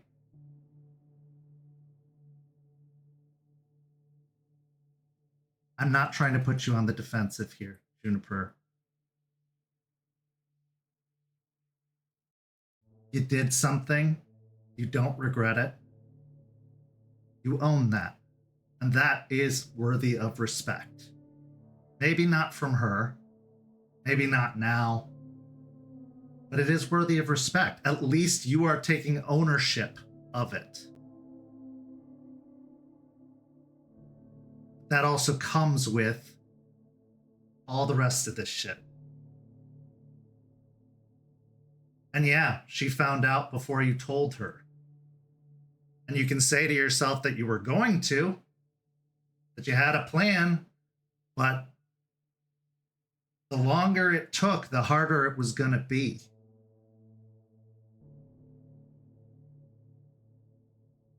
Because she would have known that you had known that entire time.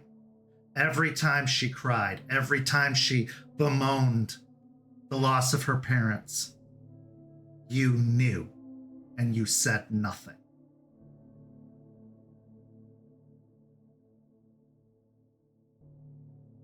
Probably for the best that the truth did come out when it did. Even if you weren't ready for it.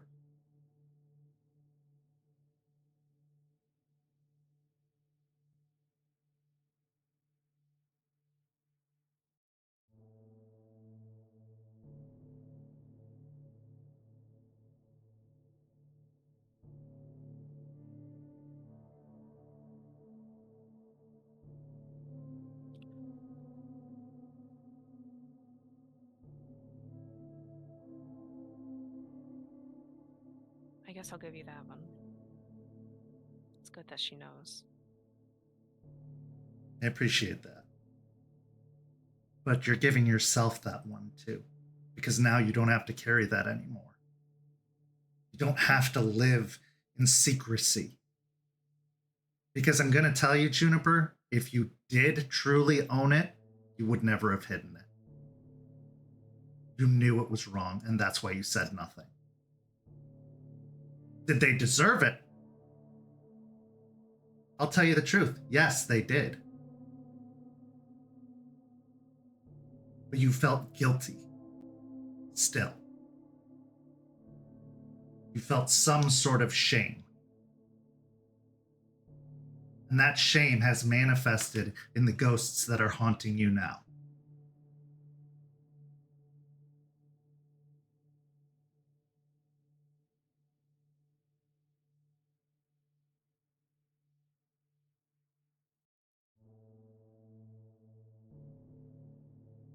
But enough about that. That's a lot. A lot to think on, a lot to process. I'm not here to point fingers, like I said. But you hold this all inside. Keep this all back. It is eating you from the inside out. Even if you are further along in the process. And maybe there's nothing for you left to do. Maybe the sorry is enough and it's just going to take time for her to accept it.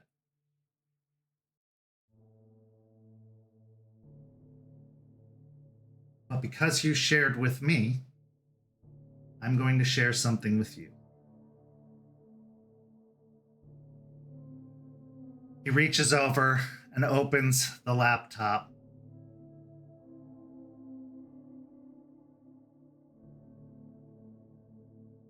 Only the leadership knows about this right now. Oh, what are you about to show me, Artie? I can't say for certain, but I think something went wrong at the mines. It takes everything within me not to crack the table that I am holding onto for dear life with my hands. I'm telling you this because you deserve to know, and the rest will become aware of it soon, I'm sure. But I know how important this is to you specifically. There is no proof that anyone was harmed, that anything went bad, but I don't think they were able to secure the mine. I have not been able to contact them, and they have not contacted us. This could mean that they're laying low. I want you to consider all of this before doing something rash. And if it did go bad, there's nothing for you to do anyway. What you need to do now is trust in stakes. Nobody is going to know survival better than her. Until we know for sure otherwise, don't let your mind run away.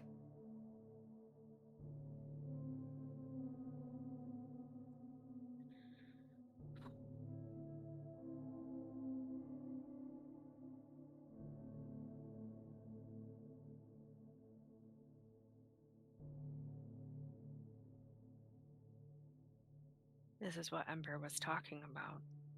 This is exactly what Ember was talking about. I mumble to myself and move my hands from the table down to my legs and clench my pants up into my palms.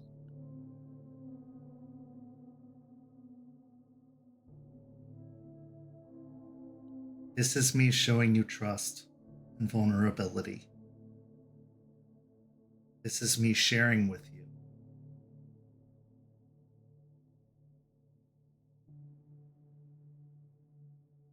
Don't give me a reason to regret it. We're doing everything we can. We're going to figure this out.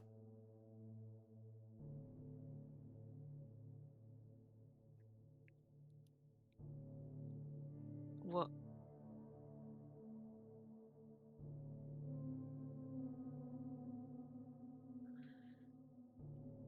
Give me a second. I'm okay. Just Your time. give me a second.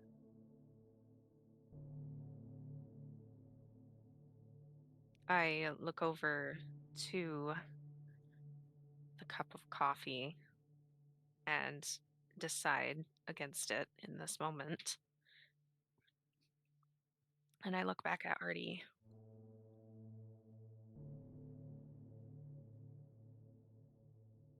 There isn't another choice for me here. I have to remain strong, especially for the pack. So don't worry about me flying off the handle or doing anything crazy, because I made a promise to Stakes that I wouldn't go, no matter what. Good. What exactly happened? Do you have a lot of detail? It's primarily propaganda, cover story, but they say that a equipment malfunction led to a cave-in, and that residents pretty far away heard the noises coming from the mine. The only reason I think anything went wrong for sure, because this could be their cover story, but there's something about it that has me questioning the fact that they have representatives from the mine weighing in this article, that they were able to get to it so fast. And honestly, why wouldn't they have touched base? Why wouldn't they have started delivery if it went fine?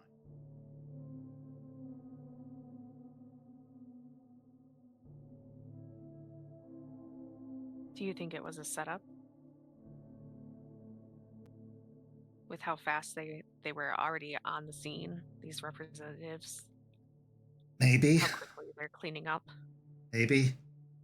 Can't say for sure. It's also possible that it was more secure than was originally thought. But whatever the case is, we won't know until we know. Until we get a report back, until somebody sticks their head out.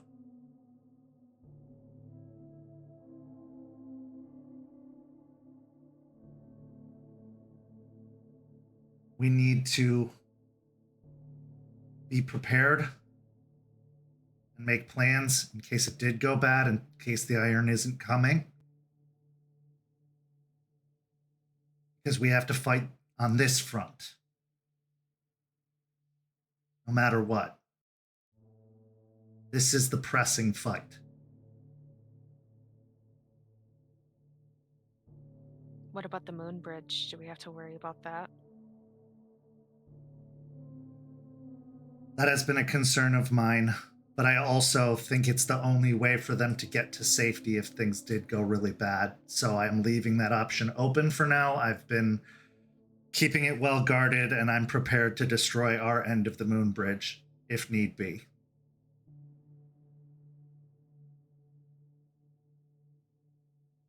I nod my head slowly. Okay. That was one of the first things I thought of. Because if shit went as absolutely south as it could have, they could have grabbed any number of them and have done whatever and gotten any information that they wanted. So That's true, but they would need a guru who knows the right of the moon bridge to open it. And as much as there's been questions as to the legitimacy of the other sept, I believe they wouldn't do that. Because one way or another, we are all guru. We are all fighting for the same thing. And we have the benefit of the fact that they were 7-8 hours away from home. But you're right. And I have considered that possibility, and I am prepared for it.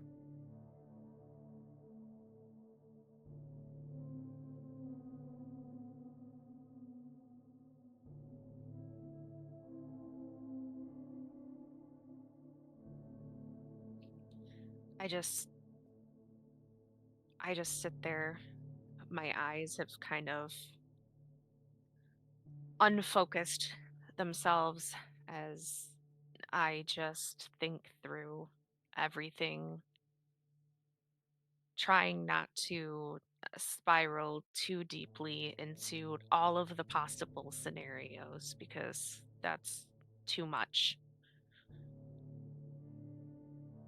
And after a few minutes, I focus in on Artie again.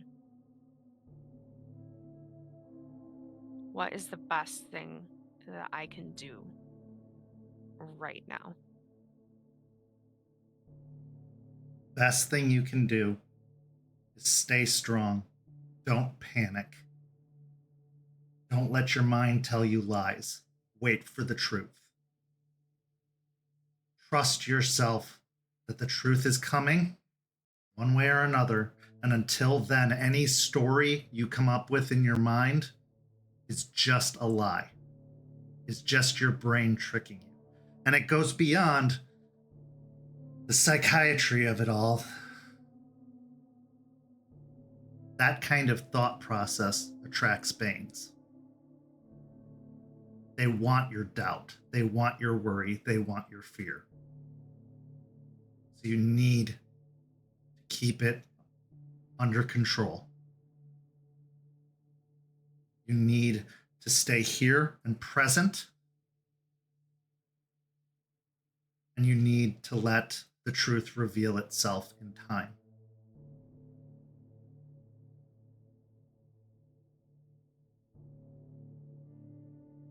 Yeah.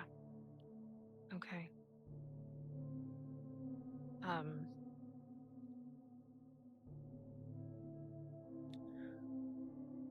when when do you plan on telling everybody else? I was hoping to give it another couple of days to make sure I'm not overreacting, not to get anybody else panicked. But I'm waiting for Aspen's call on that. I made this call on my own because I knew if there was anyone it was going to affect, it's going to be you. And I wanted to give you an opportunity in a safe place to share that fear and vulnerability, for me to help you. Because the last thing the pack needs is everyone freaking out and turning on each other out of fear and out of worry.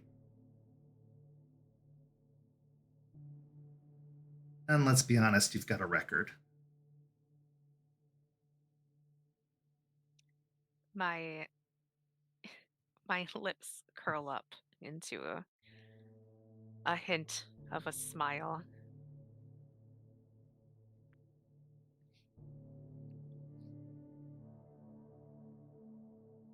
Yeah, I feel like if this was even just a few weeks ago, I would have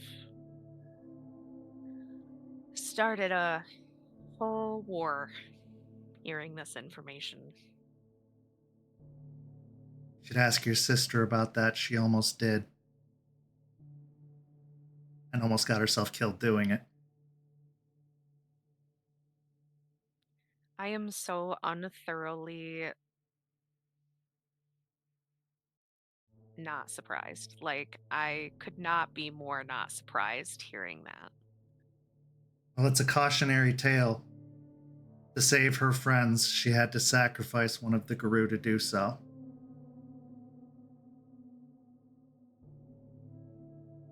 That still sticks with her to this day.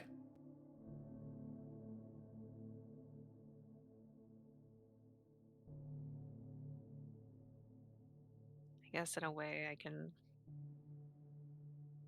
sympathize. Yeah.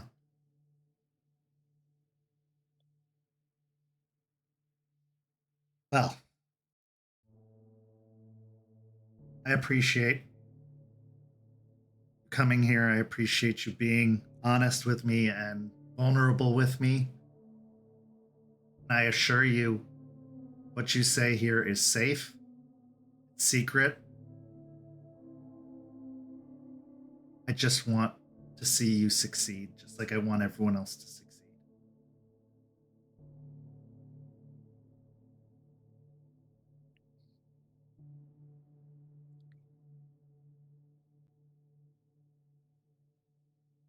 I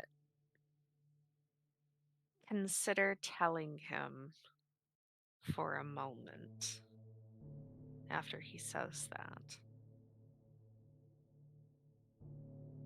I consider finally speaking up about my actual biggest secret.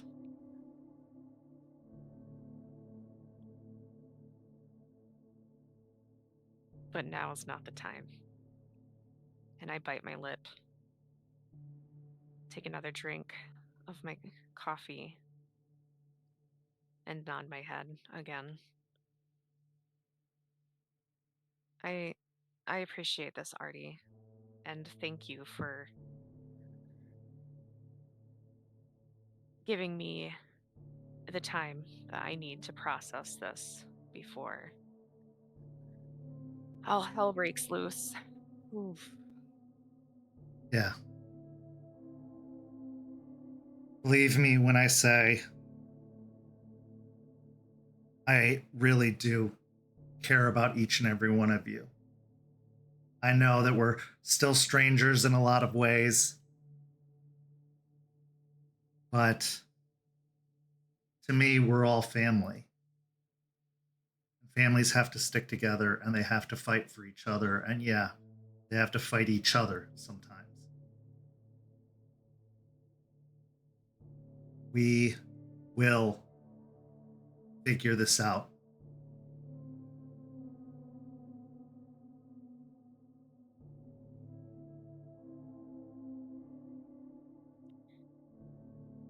The good news is that I haven't felt any horrific pit in my stomach that the guru that has quickly become my second mother has had something horrific happen to her. So I'm gonna stick to that hope that she is okay. And yeah, you're a pretty cool guy, Artie. I'll give you that. Well, I've always known that, but others have doubted. Well, I mean, you did cut your dreads off, so it's kind of hard to see the coolness factor sometimes. That is fair. All right. Do you, sorry, this is kind of random. Do you have a picture of yourself with dreads? Yeah, I have a few. Could I see one? What are you going to give me? Well, I mean, I came here all vulnerable and talked about my biggest issues, and I've talked about my past. And I breached protocol with my leadership to tell you something that we're not ready to tell the pack yet. Okay, all right. You know what? I don't know. I don't have a lot, man. Now you're just doubting yourself.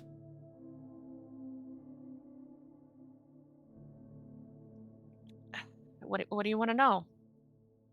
I'll tell you what, What would be good enough? I'll make a deal with you.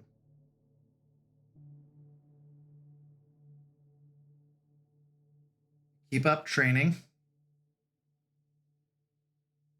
Continue to get close with your sister. And you keep this secret until the leadership is ready to reveal it. And I will give you the picture. Deal. My lips are sealed. I love spending time with my sister. And okay, I've got something. And I lean in a little bit close and I whisper it. I think Charles is actually a pretty cool guy too. Oh, shit, he says as he sits back and strokes his goatee. There you go. Juicy secret right there. That's pretty good. That's pretty good.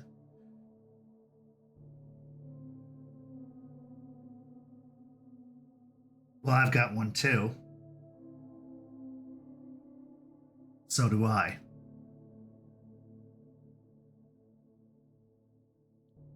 All right. Well, we're both in agreement to take those to the grave. Taking those to the grave just between Absolutely. us two. All right. Well, get out of here. Go do something for yourself. And just be kind to yourself. This kind of vulnerability, it always leaves a hangover of some kind, and it can make you especially twitchy. So give yourself some time to just process all of this. And if you ever need me, you can call me. I appreciate that. But look at all my progress. And I just like widen my arms out at the table. You just told me some heart-wrenching shit, and instead of freaking out, I've turned this around into laughing and chuckling. It's true. To be honest, I wasn't sure what to expect, but you did good. And as he says that, he reaches up and snaps his fingers, and the other guests in the diner dissipate.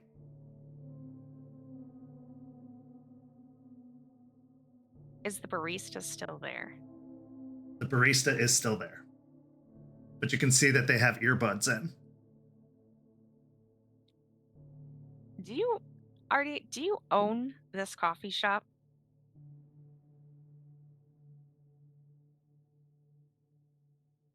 There's a name on the lease that is suspiciously similar to a name I've gone by in certain circles. Mm-hmm. Mm-hmm. I see.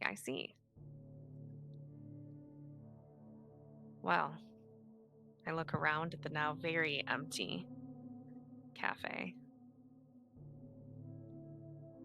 That was a really cool trick. Keep working at it, and maybe I'll show you how. Deal.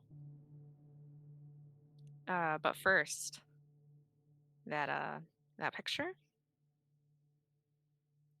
You gotta keep that secret, girl. That's a juicy one. Man, I totally thought I was gonna walk out of here with the picture. All right, I'll keep it. Yeah.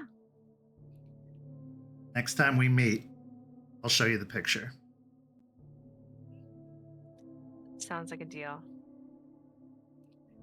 Now go on, get. Yeah, I'm gonna go on a very, very long run. It helps.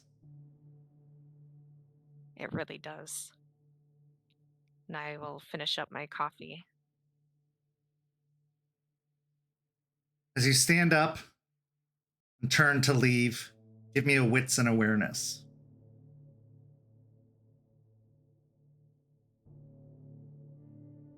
What range am I at right now? I would say you're probably at a 1 after this conversation. Maybe a 2. Yeah, let's go with the 2. That was some pretty stressful information.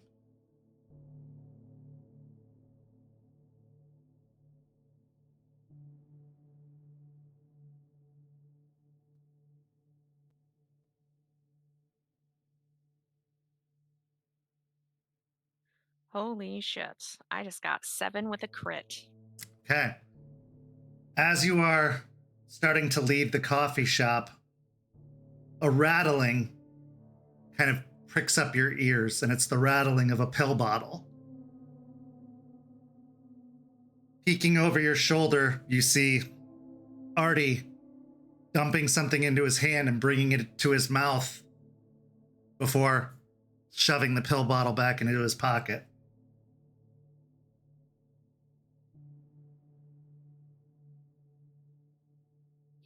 I'm going to keep that in my back pocket for now. And I'm going to walk out the door into the night. As you step out, what's going through your mind after this conversation with Artie? I'm a mess. I'm doing my absolute damnedest to just stay composed and prove to myself that everything that I have been working on up until this point is working. And I am not going to fly off the handle. I'm worried sick about my mom, but I was being honest. As much as I've been worrying about her, I haven't felt that heart sinking, gut wrenching feeling that I had when that night happened. And Ember's words are repeating in my head as I'm walking away and getting ready to change into lupus form to go out on a run, that I have to be strong. I have to be strong. Otherwise the whole pack is gonna collapse once they learn about this. And I may not be able to keep all of them, but the most important secrets I'm pretty damn good at keeping. So all I can do is move forward. If not for myself, then for my mom and the others that I have to look after and protect. As you bite back all of that anxiety and you shift into your lupus form, taking off into the woods, this is where we go to break. We'll be back in just a few minutes with the second half of tonight's story.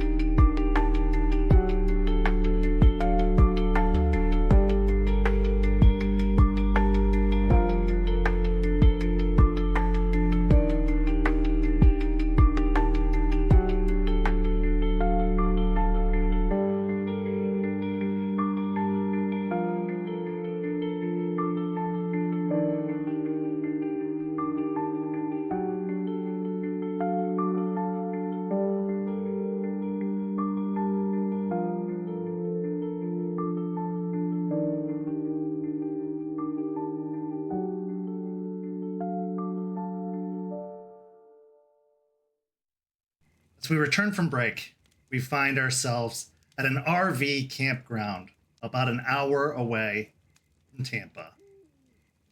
Ray and Delphine arrive in Ray's truck, driving to the far back of the campground to one lone RV that stands apart from most of the others that are parked here. Even though the RV parks are starting to get more and more crowded, as the snowbirds start to make their way in. Outside, there's a nice campfire going in a small brick fireplace. And there's the chili pepper lights hanging from around the awning.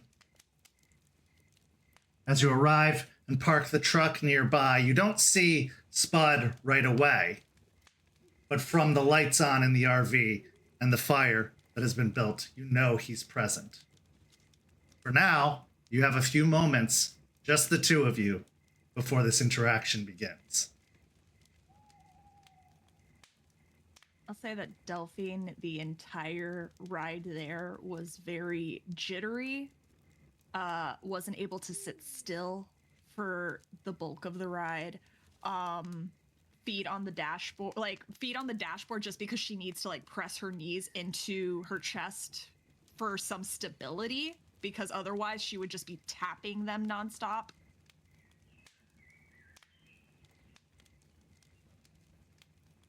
I'm sure that I probably noticed that pretty easily, how anxious you were. So pulling up, parking the car, kind of examining his RV and just the setup. First time I've ever been here. Glancing over at Delphine.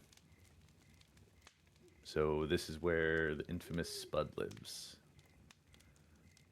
Yeah, she's got her eyes just fixated on that doorway of the RV, just staring, but she does answer. Uh-huh. Yeah. He's a little eccentric, but he's pretty chill guy. There's gonna be a raccoon. Leave the raccoon alone. The raccoon might also hand you stuff, but you don't feel obligated to take it. Uh-huh. Understood. Is there anything else I should know before we meet him? I mean, he's a leech, so there's that information. But, he's been doing work for the cairn. So he has to be somewhat of a good leech. I mean, I like him. I'll kind of chuckle at that last remark. Yeah, I mean, I'm not going to immediately jump to conclusions about him, but I'm still going to be on my toes. And remember, we're here for a specific reason. Yeah, and to get weed for Forged. Yeah. Sure. She'll actually pull out some cash that she was able to withdraw from the stipend.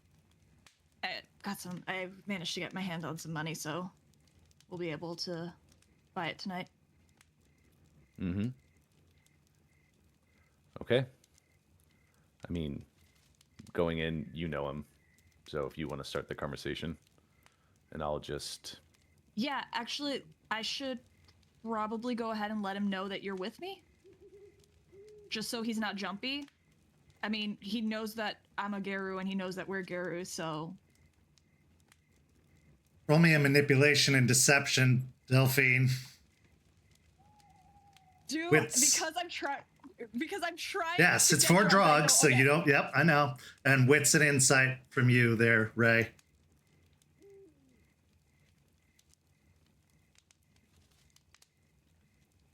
Am I still at 2 rage? Yeah. Going into this situation with a leech, having to be friendly, it's kind of a first for you.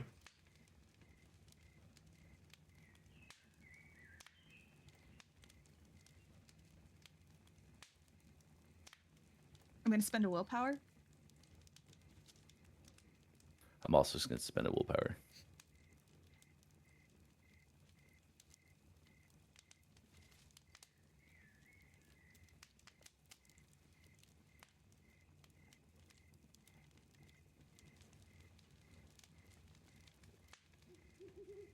I got 7 with a crit. Damn it, I got 6. You can tell by her anxiety and eagerness that she's probably trying to get away from you, at least for a second. Something doesn't quite add up.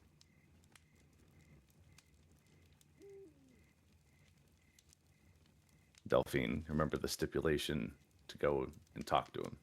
I have to be here with you. And you going off by yourself to talk to him breaks that stipulation. So we go in together. She sighs a little bit and nods. Fine, let me at least just text him then and let him know that we're out here. Fine. She's gonna text Spud, hey, outside with a friend. Also, can you have Pippin hide some drugs in the car once we're out of it? You get several laughy emojis in response. And after a moment, the door to the RV swings open and a large cloud exits the vehicle at the same time. As standing in the doorway is Spud, complete with crocheted wizard's hat and poncho, wearing sunglasses despite how late it is at night.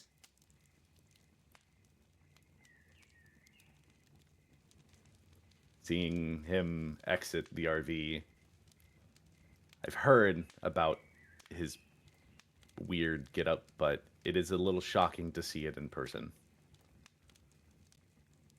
Delphine, a little enthusiastically, gets out of the van, or out of the truck, and starts walking over to the RV. I will follow.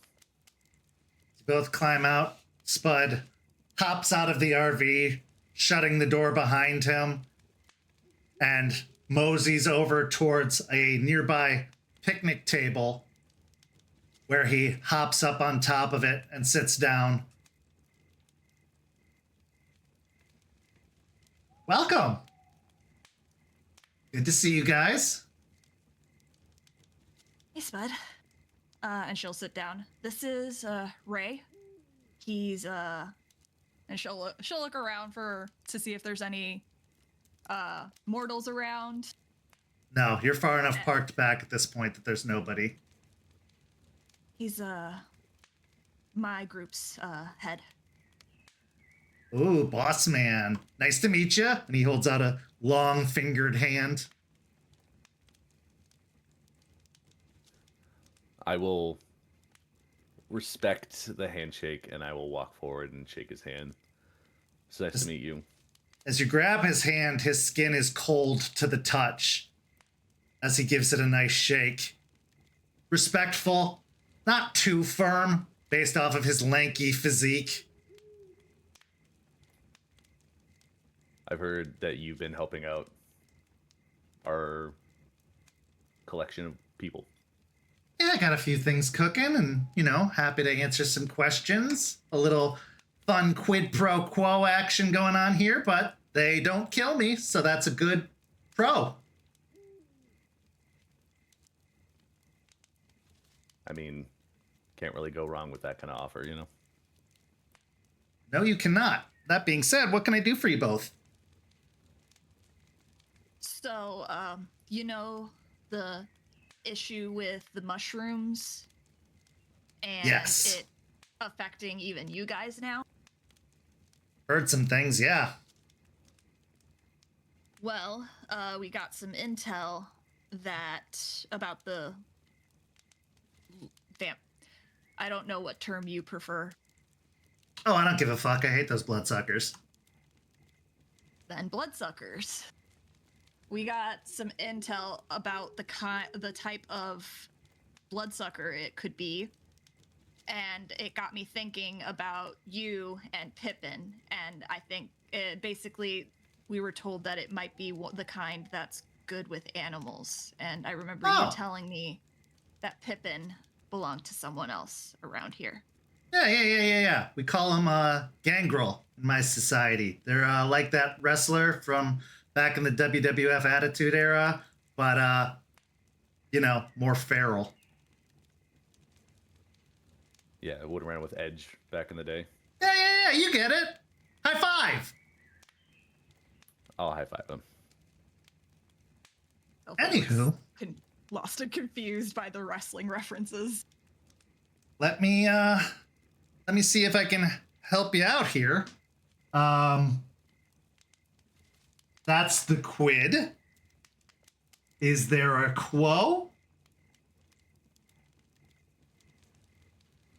She'll pull out a baggie of the spore dirt that they gathered at one of the hive locations. Ooh. Yep, that'll work. And he reaches out for the baggie. But yeah, we were hoping you could try to give us some insight on what we could be dealing with, because we got to get rid of it. It's creating problems for not just us and the humans, but potentially could start causing problems for you guys too. So what are you looking to know? What they can do? What they hate? What? D, all of the above? Well, I'm probably just going to give you A, just for my own survival's sake. But you know the basic things that kill us. Fire, sun, chopping heads off, that kind of nonsense. But as far as the things that they can do, being good with animals is definitely part of it. But it's not the only part of it. Some of them are particularly good at that. My friend, for example, is very good at that. But some prefer to be the animal themselves.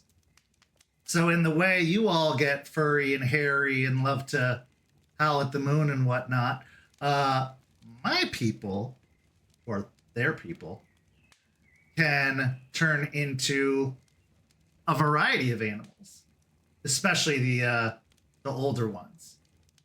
So you know how you read in the stories about they could turn into a wolf or a bat or whatever. Yeah, that's actually pretty dead on. Now, not all of them can do that. That's pretty specific. But yeah, some of them can. So hard to trust the animals around you at all times. It's best to have your head on a swivel. Also, some can transfer their minds into animals. So even if you do kill the animal, you won't kill them. It's a little neat shell game trick they like to play. Again, more of the older ones. The younger ones aren't necessarily as good at it. They can piss you off or calm you down on a very deep level. They get that blood roiled up and you get a little bit bitey and feisty. They want to bring that part of you out. Or they can make you less bitey and feisty. Kind of snuff out that little fire inside, as it were.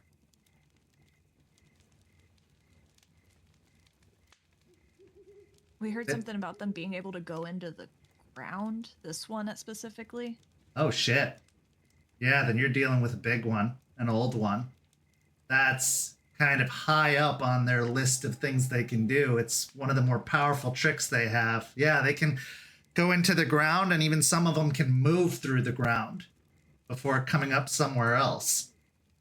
Again, they'd have to be particularly powerful. There's a lower level where they can just sink and rise out of the ground. Some of them sleep in the ground during the day. It's better than, coffins or beds or rest stop bathrooms. But it's an option.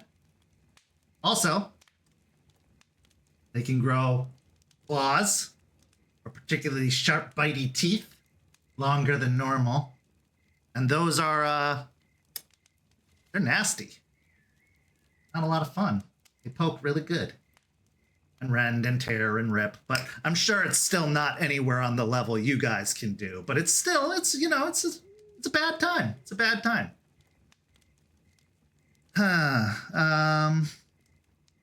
What else can they do? Well, they're particularly strong. So, they might look small, but they can hit really hard if they want to. Now that's kind of, by definition, a thing that a lot of the bloodsuckers can do.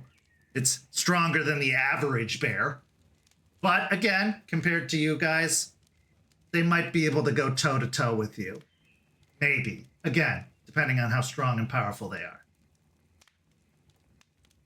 Some of them can be quick, depending on if they focus more on being animal-like.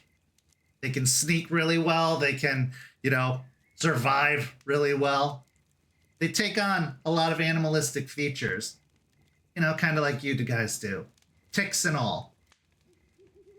We don't have ticks. Okay. Do you think we have ticks? Is that something that bloodsuckers think about us? Ticks, collars, sleep outside.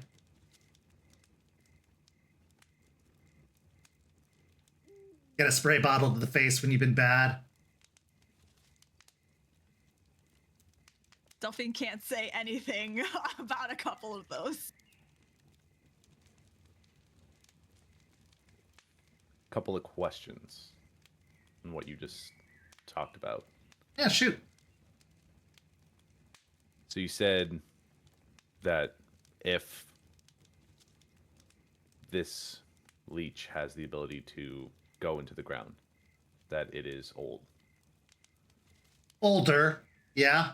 I mean, depending on how they focus their learning and training, you can get it at a pretty reasonable age, but most don't excel that quickly. How much do you know about the current situation? Because obviously, our higher ups are talking with you and getting help about the situation. But what do you know about this specifically? Well, I know that they need a solution, and that they've found that a particular metallurgic compound is the solution. But how are they going to do it over a widespread area?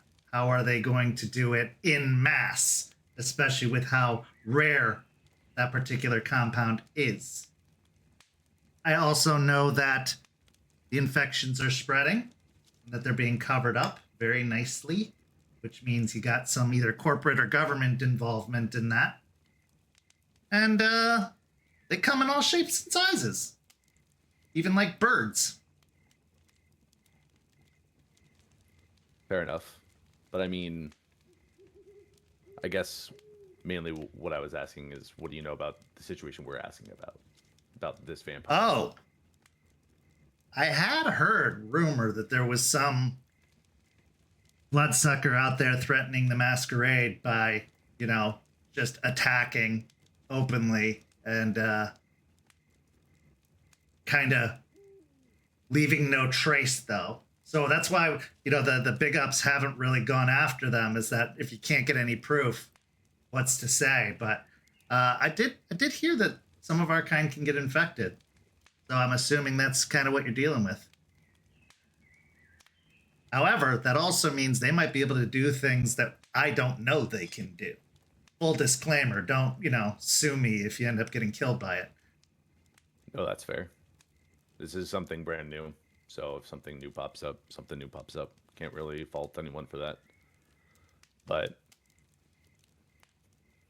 how this thing is making more like plant people. Is that a common thing for your kind? No, I mean, yes, they can make more. I mean, I'm here, obviously, and there are others. but it's not that simple. Sounds like to me you're dealing with an infectious bite of sorts, whether it's through the saliva or through the blood itself. Yeah, they're infecting them, because to turn a individual into a bloodsucker is a long and arduous process, and to do it in mass to a bunch of people would be near impossible, to be completely honest, without drawing a lot of attention and, well, having to eat a lot. But from the sounds of it, this is an infection that's being spread through the bite, which means keep your mitts away from that mouth if you go toe to toe with this thing, because if they can infect people, they probably can infect you. I'd heard a little something about, one of you all getting infected.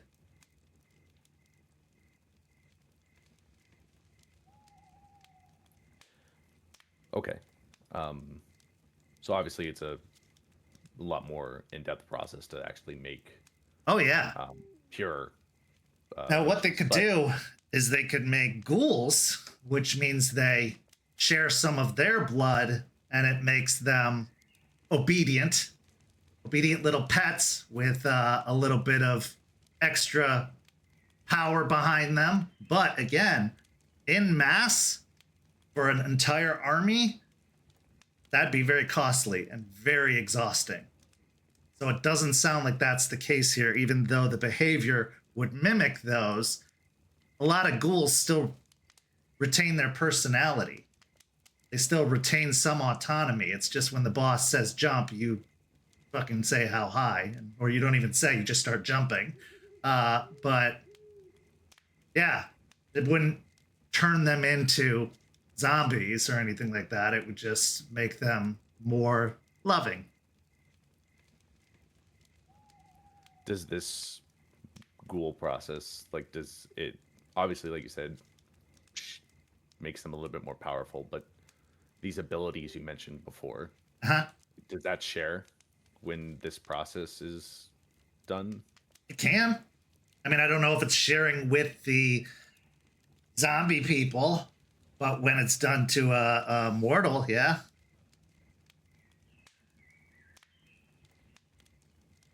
There's a possibility. Also, you have to do it a number of times in a certain amount of time. If it's happening right off the gate with the first one, that's definitely not ghouling. They'd have to revisit them at least 3 times. So if they're very loving, they're a ghoul. It can be. They can also just love your sparkling personality.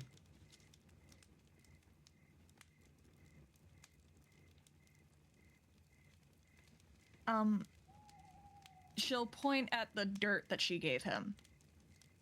So, one of our other pack mates, she had an idea and wanted to run it by you.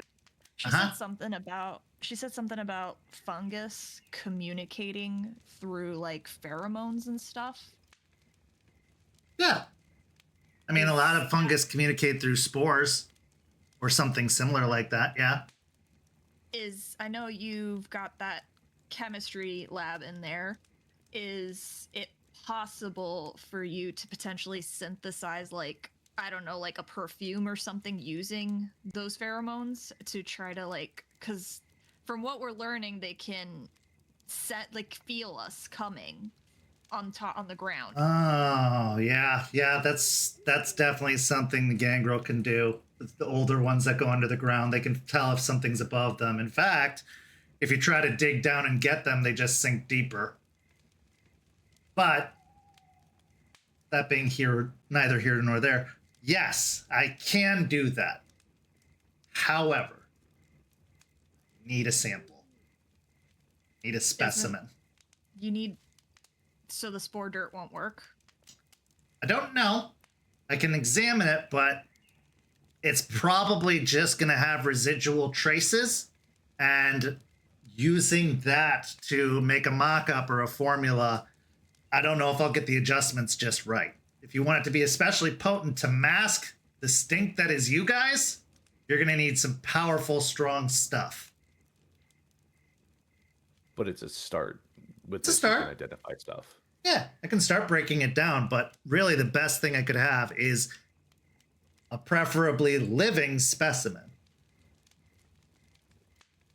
If we could get you the living specimen and give you areas for your friend who's of a similar type of bloodsucker to avoid, Uh-huh. could you try to prioritize making this as quickly as possible? Well, I'd have to put certain projects on the back burner, business projects and the like. So if I'm going to do that, I'm going to need to be able to finance my lifestyle, my extravagant lifestyle, while I'm unable to do business. Slowly turn and look at the RV that he's currently living at. Gas ain't cheap, buddy. On a side note, speaking of your friend, Uh-huh. have you been in contact with them recently? Manner of speaking.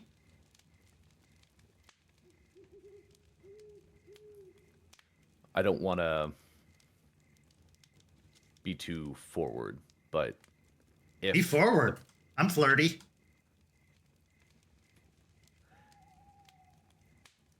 I was wondering if I could get a description of the individual, just in case we come across this individual that we're looking for. If this person matches a description that you give, Oh, she's not I can sick. let you know. No? Okay. No. I can assure you of that. In fact, she's been spending a lot of time out of town to get away from this nonsense so she doesn't get sick, on my advising. Fair. Just, if it happened, just wanted to give you a heads up in case that inevitability happened. Also, part of the deal is I don't reveal too much about her because, she's full flavored and I'm just the diet version. And don't know how you guys would react to that. I mean, you've got an agreement with our people, and I personally am not gonna piss you off. So as long as as long as she's not coming into our areas, I'm pretty sure she should be fine. Oh, honey, she's not one of the political kind. She's going to go where she's going to go. But, again, for safety's sake, I keep some space there. But who knows? She decides to get into the mix. I will definitely give you a heads up. And I have to ask her permission first. Again, she could kill me. Fair enough. Your boy likes to keep his head. I'm looking around now just because I want to make sure that he's not lying to us and that she actually is here. Roll me a wits and I just- insight. Okay.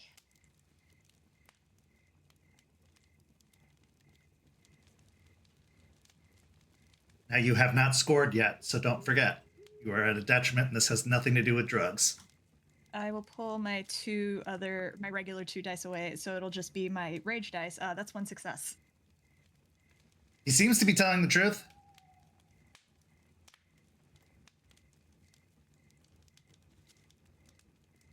Alright.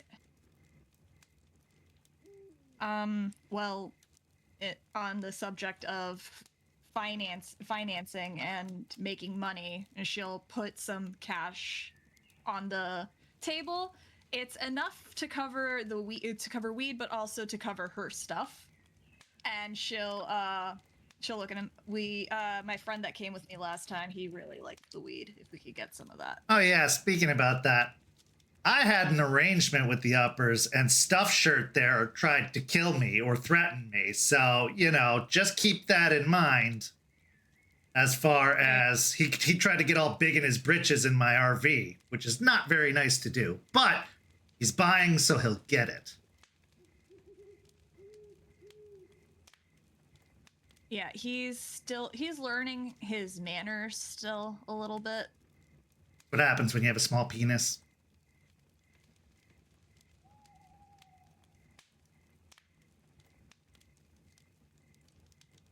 Delphine's just chuckling a little bit. Anywho, yes, so this will help. I'll give you an update as soon as I've checked the soil, and we can follow up on a pheromone. I don't know how long it's going to take, though. It could be really quick. It could take a while, but we'll worry all about that on the back end. We'll worry about that when I have the thing to give you. But this is a good start. And he takes the cash and just slides it back to himself. One last thing from me, at least. You're aware, are you aware of the boundaries that have been established between the bloodsuckers and us? That's a thing? Yeah. No. Basically, just tell if your friend does come back, just have her stay close to home. Oh, for sure.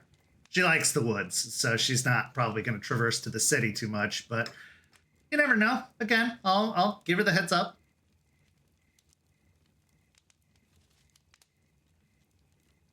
Oh, sorry. What did your friend want? He said this, it was the weed we bought last time. I forgot it was Rory that got it. My friend with the purple hair that she came apparently one time. I had no idea. Oh, yeah. Yeah. Her and that other girl looked at me weird, like really weird. But I mean, I guess I have that effect on women. Yes, I got you. He reaches underneath his poncho and then presents a walkie-talkie. Pippin, can you get me some of the sticky icky wicky? Thanks, buddy. And he releases it. A moment later, you see the window to the RV slide open and the plumes still come out through the window. Spud pops up off the table and walks over to the window, and a little black paw comes out with a baggie, which he reaches up and takes.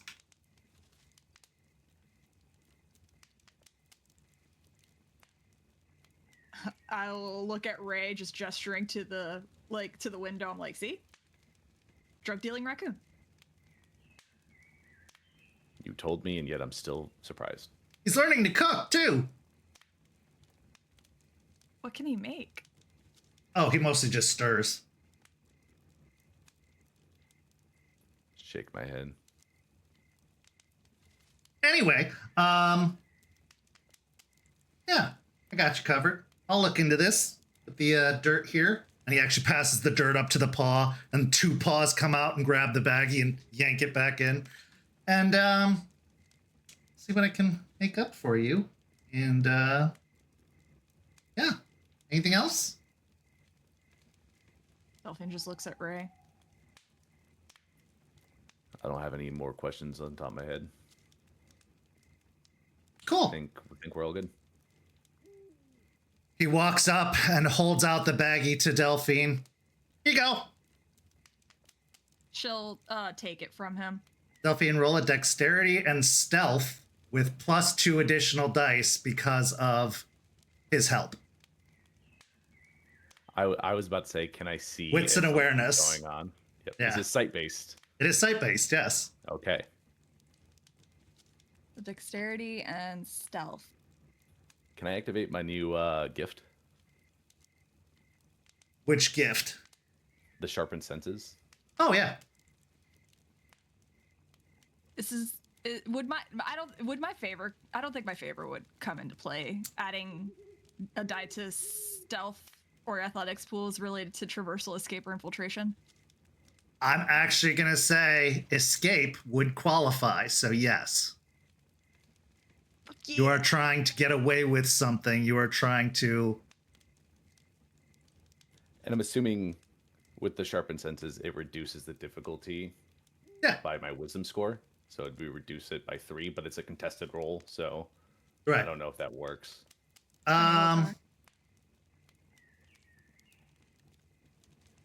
That's tough. I Yeah, I activated mean, it without thinking, and then I was like, it's contested, so it's not really gonna do much. yeah, I guess in this case, we're just going to say no for now and just go with the straight roll. All right, sounds good.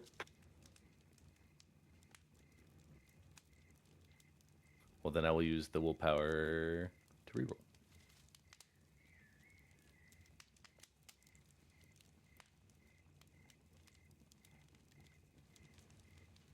Actually, you know what? Add 3 dice to your pool. That's how we'll resolve it. At 2, Kent? Yeah. It's a good gift.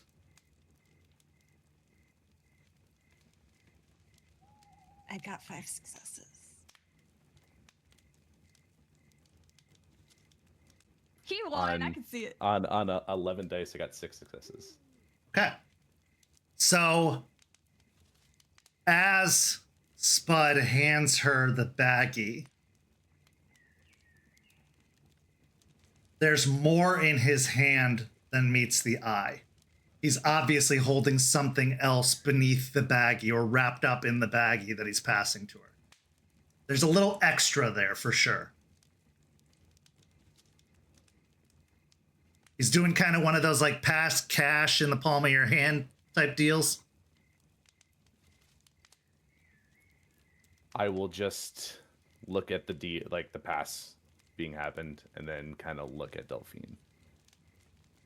Oh, she's not looking at you, buddy. Oh, I know. She's just gonna take what Spud is passing over and she's gonna hold it real close to her. Well, anything else? No, I think that'll do it. Thank you, Spud. My Leave me the pleasure. fuck alone.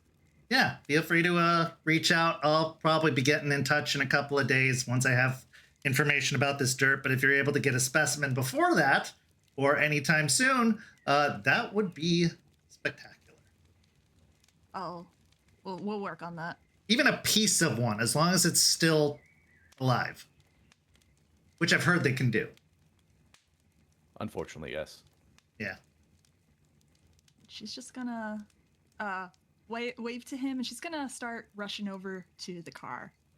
Hi. Bye. I'll nod at Spud and then start walking back to the car. Oh, Ray. You ever need anything, buddy? Pew, pew, I got you. As I'm walking away, I'll just give a thumbs up. So as you get into the car and prepare to depart, is there anything you wish to say to one another or do before we move on? I will be texting Forged to let him know that while him and Juniper are out, if they do by chance encounter something, while to try to bring back a piece alive if at all possible. But other than that, she's just going to hold on to the baggie and sit in the front seat and just hope that Ray leaves her the fuck alone. I'll get in the truck, start it up, put it into drive, and start pulling out. And as I'm watching the road, I'll just kind of glance over at Delphine. Got a little more than the stuff for Forged. She doesn't look at him, holds the bag a little closer to her. She's now protective over it. And just stares straight ahead and responds, "Didn't break any rules." No, you didn't. You are correct.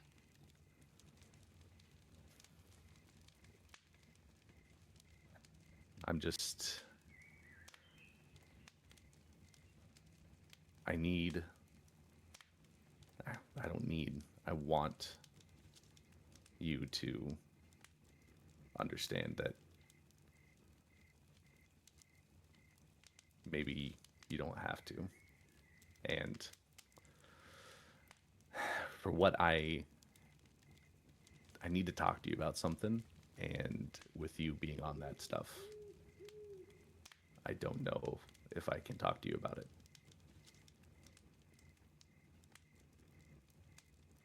She is silent for just a few moments, thinking of how she wants to word this, before she ultimately just says, "You all need me to be on my A game for this, especially if we're going into the Umbra. And if I'm off this, I'm a liability. So you're going to have to determine, Ray, if you'd rather want me going in with a handicap or at full capacity. Hell, maybe because if I go in handicapped, I'll end up just like Jace did. Is that something you want to happen, Ray?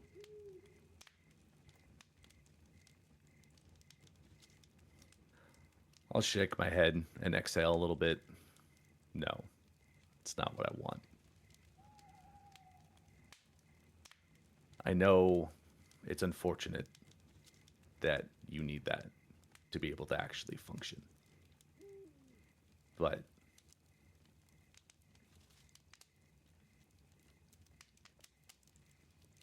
I need Ray? to have a discussion with you. Ray, frankly, I'm tired of I'm legitimately tired of this. I'm getting it I got it from Sean, I got it from the Hellsept, I've gotten it from Eliza, I've gotten it from Aspen, I've gotten it from Charles, and I've gotten it from Juniper, Stakes, fucking even my parents from both when they were alive and now from beyond the grave too. I'm trying to keep myself together to be fucking capable for you guys, and I can't do it without this, so can you just deal with it? I'm not hurting anyone. I am not trying to stop you right now. I understand that you need this. It sucks because we've had this conversation before. You know where I stand. And I know you're getting it from everyone.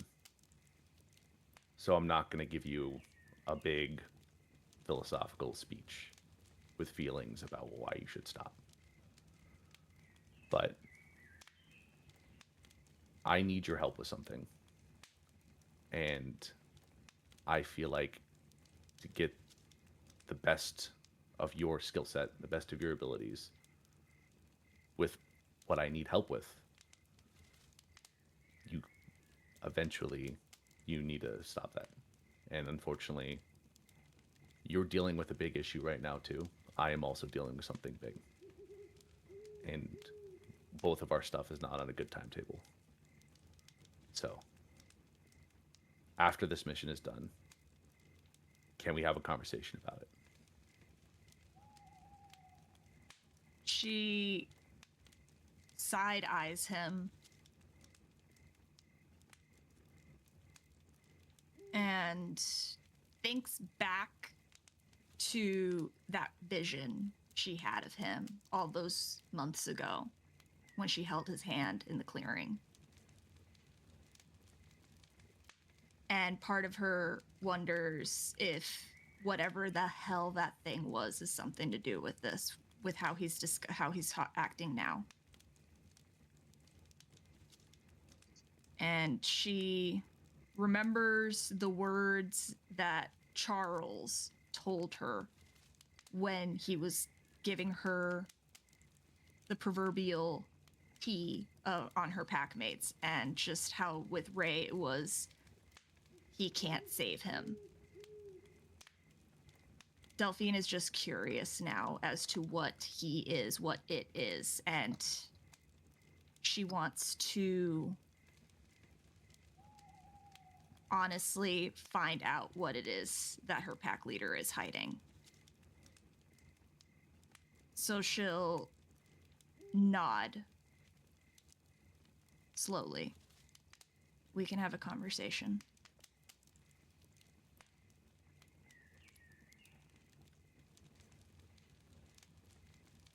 Okay. We'll go from there.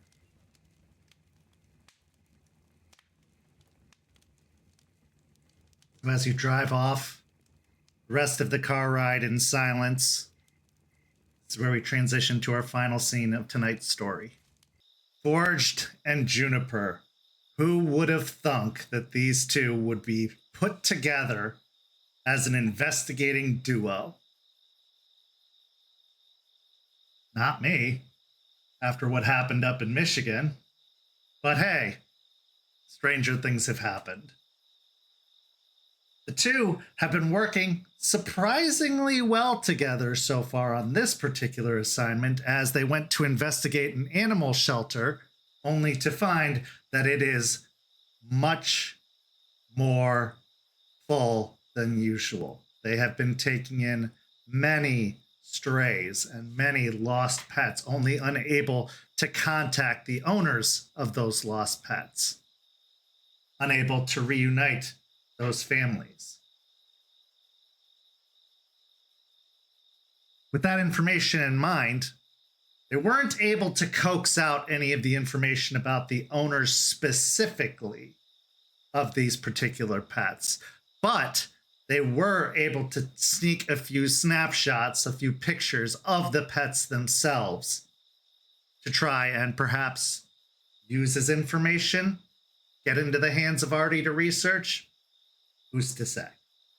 But with the information that yes, indeed, there are more strays being found, more animals being picked up, this does seem to further the idea that the targets are animal-based, at least a little. With that said and done, as darkness seeps in, the two decided to go check out one of the dormant hive sites, one of the abandoned or destroyed hive sites. And using the map provided by Charles in the gathering of materials, they drive out into the country, far from the city. A very uncomfortable place to be if you're a bone gnar, but not uncomfortable if you're Juniper, having lived in the country. So while one of you feels right at home, the other feels anything but. Because out here in the fields, the only ambient light is the moon.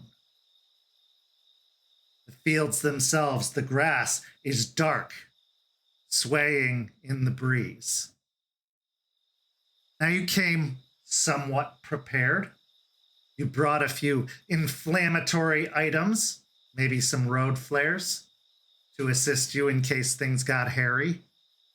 You also brought flashlights, because let's be honest, nobody's that dumb. Or at least you'll use the flashlight on your phone.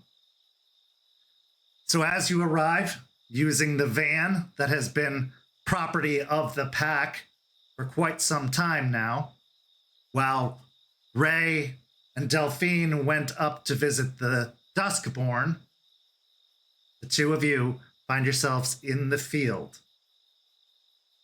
Walking through the high grasses, you eventually approach a spot of ground that is burned, charcoal on the ground. The entire area, which spans probably about 10 yards across, has been completely burned down. All of the grass burned. The scene is yours.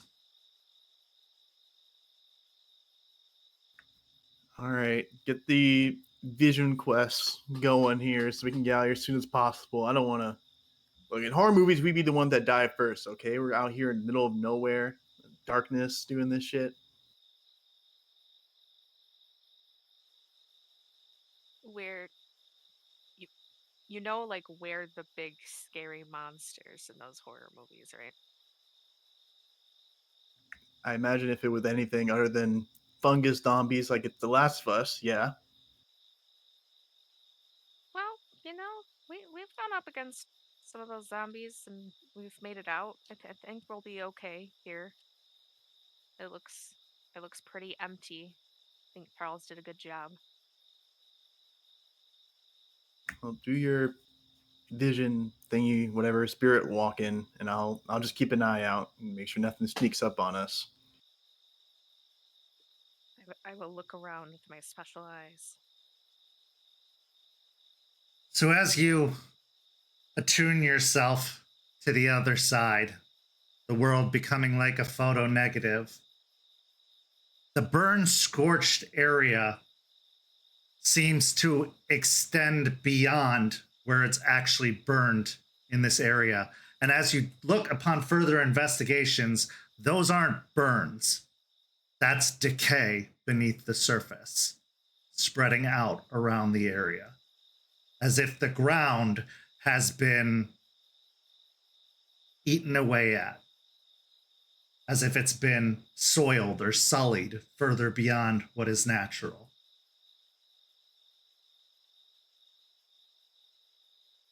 The burn scorches have caused the decay to stop. Doesn't seem like it's continuing to grow any further, but this patch of land is going to need time to recover, most certainly, especially on the spiritual side of things, as whatever was taking up residency here did quite a deal of harm to the ground beneath. As you continue to stare out, you don't notice any other movement. You don't see anything else present, at least in the immediate area.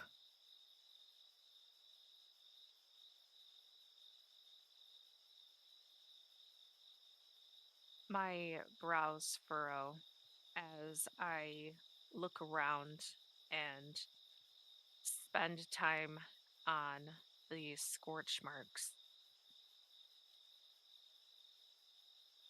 This is actually really strange. These scorch marks, and I'll point at them, in the umbra shows that the ground, it like almost like the ground's been eaten. It's not, they're not just like normal, just fire marks.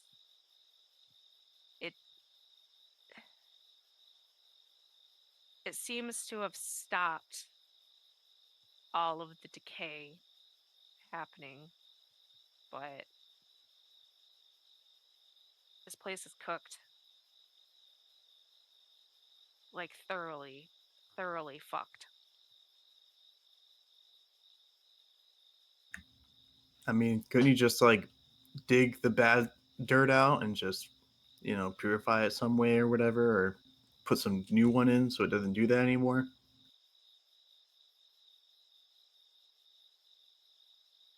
I don't know. I don't know how this works.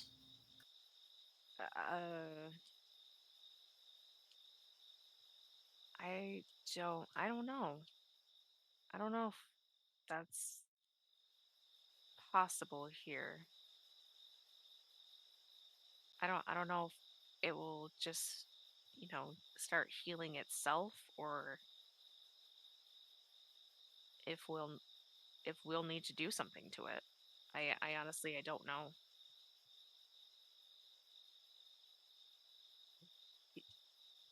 Could I make a roll? Yeah, make an intelligence and occult roll.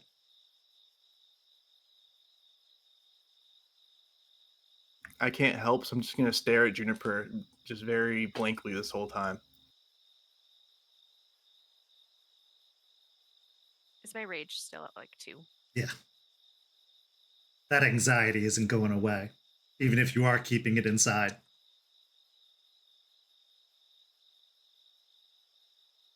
Three successes?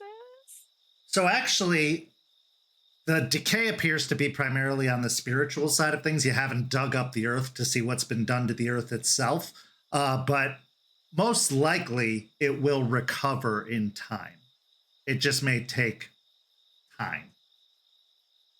The fact that it's not spreading says that there's no active infection going on. There's no active corruption going on. This is signs of past corruption that are still yet to be healed. But there are ways the guru could help. There are certain rites and rituals that'll help purify a land. But one way or another, this is going to need to heal.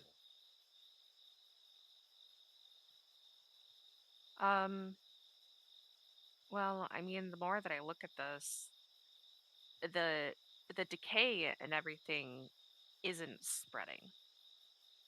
It has been stopped in its tracks. There's no more corruption happening, and it seems well enough that it can heal on its own. I like vaguely remember hearing about some rites and some things that we can do to like purify the land and stuff, but honestly, I think it's going to be able to come back on its own. I mean, that makes sense, I guess. Do you think they dug around here? Did we bring shovels? I'll say you brought shovels, yeah. You're out here for the purposes of investigating, so you have basic digging implements, landscaping implements, really simple stuff, but you do have it. I mean, we can see how it looks underground. I mean, if it looks like this on the surface, what does it look like underneath it, you know? Yeah, we can dig in a few places. If you want to start digging in that scorched place there, I can dig over here where the ground's not quite so toasty. All right, and sure, I'll just walk to the van and grab a shovel out for myself, and I will not grab one for Juniper, and I will walk back to my spot.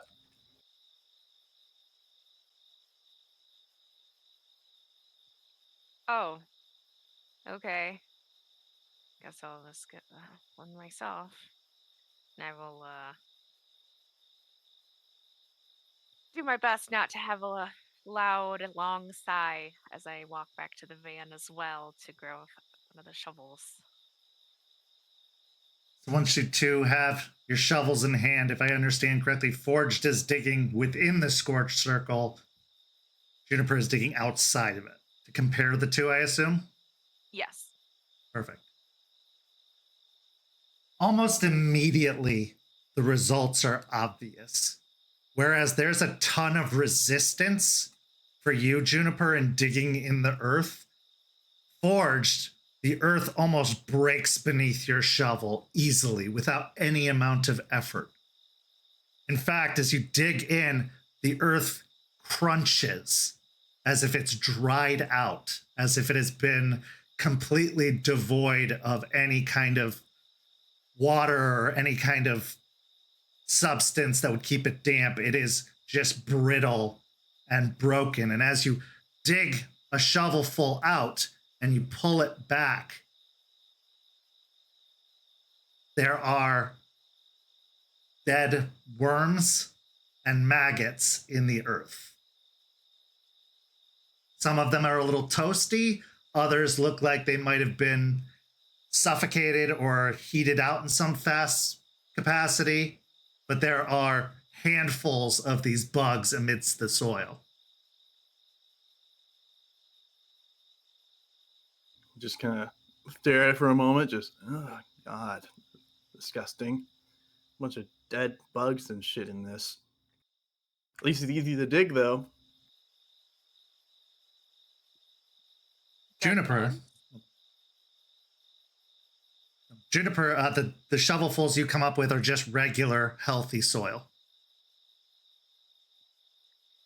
As I just shovel up regular soil, I hear Forged, and I look over at him. Did you say dead bugs? Yeah, like worms and maggots and whatever. I thought they were supposed to survive like anything, or is that just cockroaches?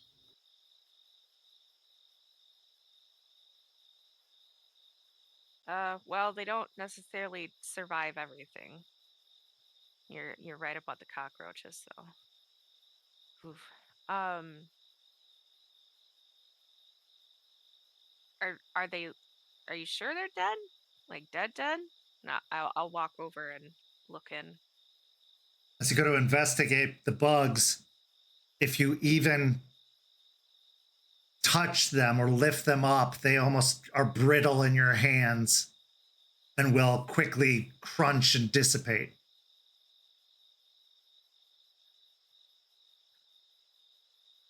Yeah. Yeah, this ground is definitely literally cooked. Man, I don't know what the hell these people have with burying bad shit, you know? First it was that weird thing in the foundation of the house, and now we got whatever the hell's going on with this thing. Well, Annoying. actually, like the worms and these larvae and stuff like that, they're good for the soil. They help the ecosystem. So the fact that Yeah. they're all dead and brittle and turning to ash, it just further shows that there has been a lot of corruption here. No, I'm talking about the Pentex evil people bastards. First the foundation of the house, that weird thing that me and Charles found in the foundation, and then now they have these things in the ground that are also hiding. It's like, kind of their MO, I guess. And like plants and stuff, whatever, like all involved in the ground. Ah, yes, I see what you're saying. I thought you were talking about the bugs, not the fungus leech zombie things. Um, yeah. Well, I mean, I guess it makes sense for a company that, or not really a company, more like a horrific nightmare organization, um, that knows about Gaia and us and leeches and everything, and are doing what they're doing. It would make sense for them to want to corrupt the very thing that's helping make us.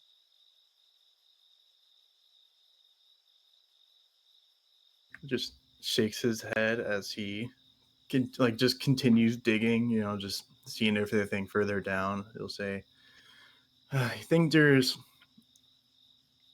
I don't know, just seems kind of stupid. I mean, I don't get why you would just decide one day, like, you know what, I'm just gonna like kill everything, it just seems kind of stupid to, be your whole plan. Doesn't sound like a, you know, very financially successful long-term business practice. You know what, Forge? That is something we full heartedly agree on because I don't understand it either. I do not understand what the point is to destroy everything. I mean, it's not like they're going to live, if they destroy everything and everything goes into decay, that includes them.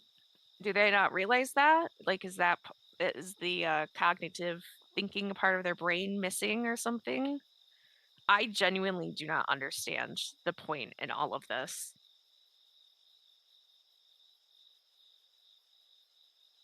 As you continue to dig, you start to hear the sounds of something like clinking on the shovel. Rather than the dry, brittle cracking of earth, you actually hear something solid rattling around in the shovelful. I'll kind of look confused. I'll heft up the shovel and kind of like push it a little towards Juniper, like, what's in there? What's going on? I kind of like shake a little bit of the dirt off. I don't know. It sounds kind of like you hit some like rocks or something. Let me look. As you start to spread aside the dirt, you eventually find the hard physical substance that's amidst the dirt. It's black It's charred. It's bone fragment.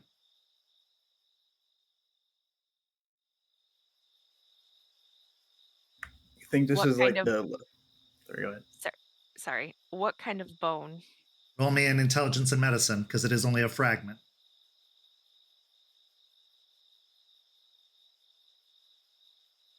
I got this. Trust. I hope, because I have nothing. I'm just staring at you.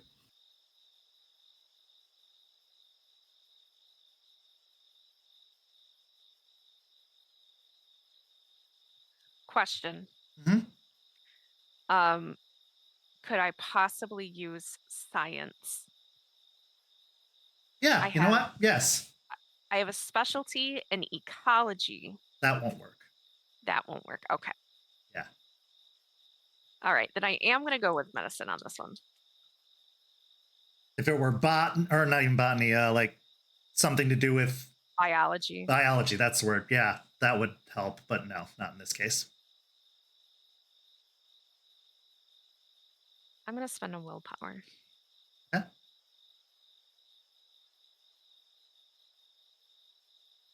That is 5 successes with a crit. As you dig out the bone and you start to clear off some of the char, something about the angular shape of it, you think about the different places in which a bone like this could fit in. You almost put a map in your head of a human skeleton. You think back to all those high school science classes, the skeleton on like a pole in the corner that was used for all of those lessons. And then it clicks. This is likely the edge of a jawbone right at the back where it's supposed to hinge up into the skull.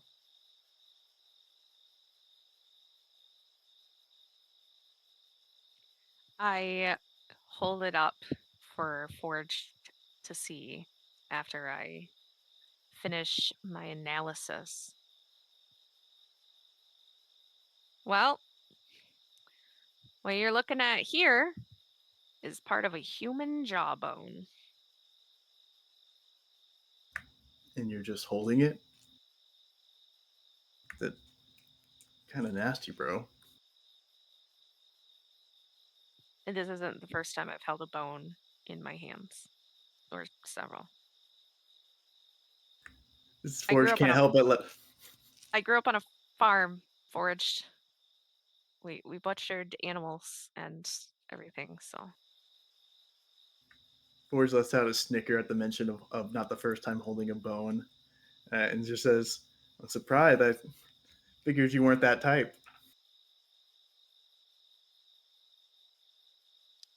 Well, you know, it's like a family job. Some of those carcasses get pretty heavy, so. Juniper, like, I've just completely over my head, do not understand what he's snickering about, thought he was just making a joke about me being crazy in some way, shape, or form. I guess, yeah, I think you maybe mentioned that once or twice, or seem obvious. You're like, what, homesteading, whatever, farmer bullshit. Yeah, homesteading. Wait, what were you laughing about? He's just smirking as he'll just say, "It's nothing. Don't worry about it. You'll learn when you get a little older." Oh, what? As he'll just laugh to himself as he looks down, and he just kind of, so am I gonna keep digging here, or is this just, we gonna see if we can find gold other than bones? No, I don't think that you have to dig here anymore. Yeah, this is. Well, I mean, wouldn't we want to know how deep it goes, like the corruption? We've already gotten this deep, and there's charred bone fragments still. So I feel like Charles did a very thorough job. Well, I think, well, I was saying that more in the, not like he missed something, but more like when we want to, it'd be a good idea to know how deep this corruption runs, so you know how much we got to do to fix it. You know, like it might seem like a good thing to know how much this is fucking up the earth and how deep they might go. I mean, yeah, we can dig deeper. I'll help. As the two of you spend another hour or so digging, it just keeps going deeper and deeper and deeper. In fact, at certain points, you have to pull yourself out of the ground to take a breather or get some water because it is so dry that the dirt is kicking up almost like sandy particles. Eventually, you hit healthy earth, although it's more like sand because most things around here are sand when you get deep enough. It is about 8.5 feet down.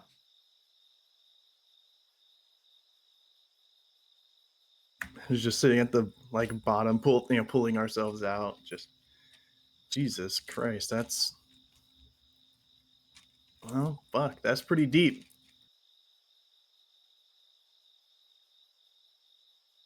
I think we're gonna have to look 8 feet down every time to try and find some of these bit motherfuckers. It's gonna be annoying. Oh, God. Roll me a wits and investigation, both of you. Is there anything about finding something lost or overlooked would come into play? Yay!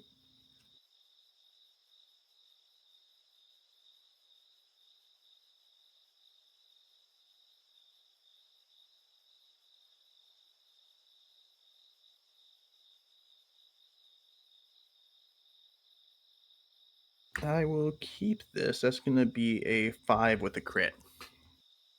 Okay.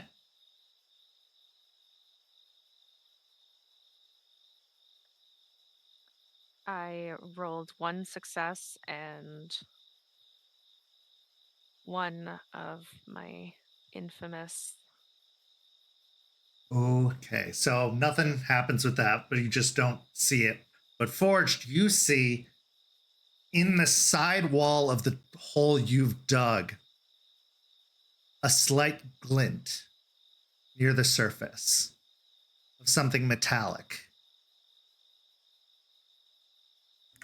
I'll reach down towards it, grab it, kind of like pull it out, see what it is. As you pull it out, the dirt crumbling around it, it's a ring. Looks like a wedding ring.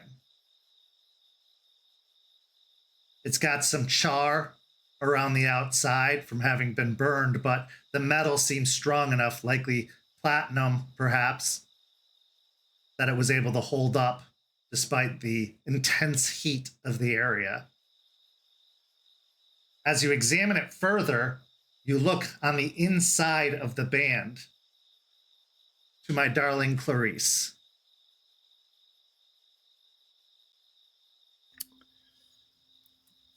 Ooh, that's... I'm going to hold on to this. I'll pawn it off later, but it seems like we may have some sort of leads here. It says Clarice on it. What? Did you find something? Yeah, found a ring here. You know, dibs, by the way, but it says to my darling Clarice on it, so maybe we can, I don't know, find something out about this chick, or at least be it some sort of lead. Yeah, we should be able to check the list of missing persons that we got from Artie when we get back, and then we can see. No, this is just one person. Well, fuck. If you found a ring, I wonder what other items are underground here that we can find and connect to missing persons. And then we can create a map of where everybody went. And then we can see the distance of like where they went missing to this hive. And then from there we can pinpoint further. I just start like mumbling to myself as I start coming up with a plan. Oh my god, we're gonna keep digging, man. We already found something. Like, what?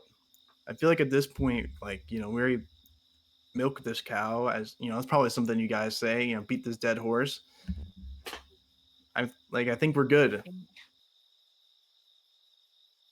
Well, I mean, I would prefer not to beat dead horses, but sure. We don't have to do this all night. I'm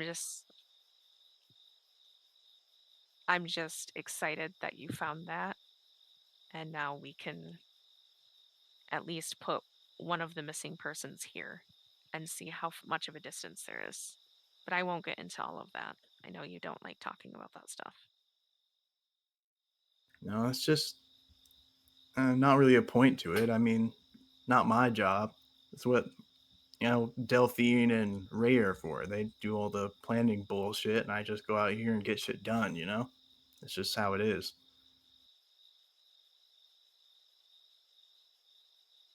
I mean, it's not just Delphine and Ray. I have a lot to do with that as well. And you do too, in your own way. You're not just the doer. You're not just being told what to do and then you do it. Well, I mean, obviously, I'm not being told what to do and doing it. I choose whether I want to do it or not, but not like I don't think I can. It's just I don't want to, dog. It's just that's too much work. Everyone's gonna be expecting me all the time to come up with great ideas and shit if I started doing that. I mean, if you heard half the good ideas I've had, then I'm just saying half our problems would already be over. But that's the secret you gotta learn, Juniper. Is that if you start doing good, especially too good, they expect you to keep doing that over and over. Like So you Ray gotta expects you to have great questions, and that's why he sent the both of us to go talk to the animal shelter. see. That's the problem that I have now. Since I've done too good with that, he expects me to do that now. You gotta learn to set low expectations, set the bar low, and then you can cruise by.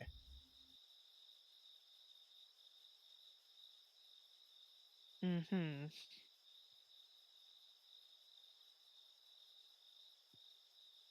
I mean, you should try sometimes. I don't know. I think you try too hard. You're too much of a try hard. I'm too much of a tryhard. Yeah, you're always like foot on the pedal. Like you're always like up here. Like Forge put his hand like up high, like simulating a bar. Like you're up here, and you should be like down here. He like puts it towards like his chest, like mid waist. You're just like always go. It's kind of exhausting. And everyone's gonna expect you to always be like that. What if you're up here and I raise my hand above my head? Is my down here and I lower my hand? What if your perception of me always going like foot on the pedal is actually just like my keeping it low key? If keeping it low key is you pretty much about to throw down with Ray in the middle, in front of everyone, then I dread to think what, you know, going high key is for you. I can tell you that my high key is way more explosive than anything you guys have witnessed me do.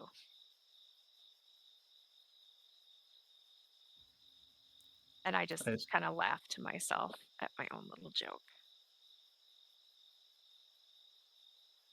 there is a moment where Forge is tempted to say, "Did Delphine's parents see it?" But he he's considering what his promise was, how he was promised to get some good shit if he keeps the peace. And so he bites his tongue as he'll just look around one last time. He says, "Is there anything else we're gonna need to look around for here? We're gonna still like, are you still actually wanting to dig, or what? We got. I know we got one thing, and I don't know if we need anything else."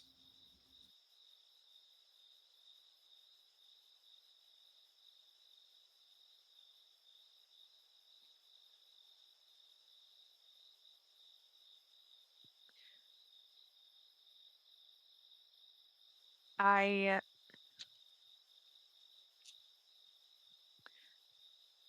zone back in a little bit and I look around. I kind of like pull myself up and sit on the edge of the hole that we were digging ourselves in. And I do another look around the area. Give me a wits and investigation. Can I actually help this time? Yeah. This one time I'll actually help. Yeah, go ahead and add a dice to your pool.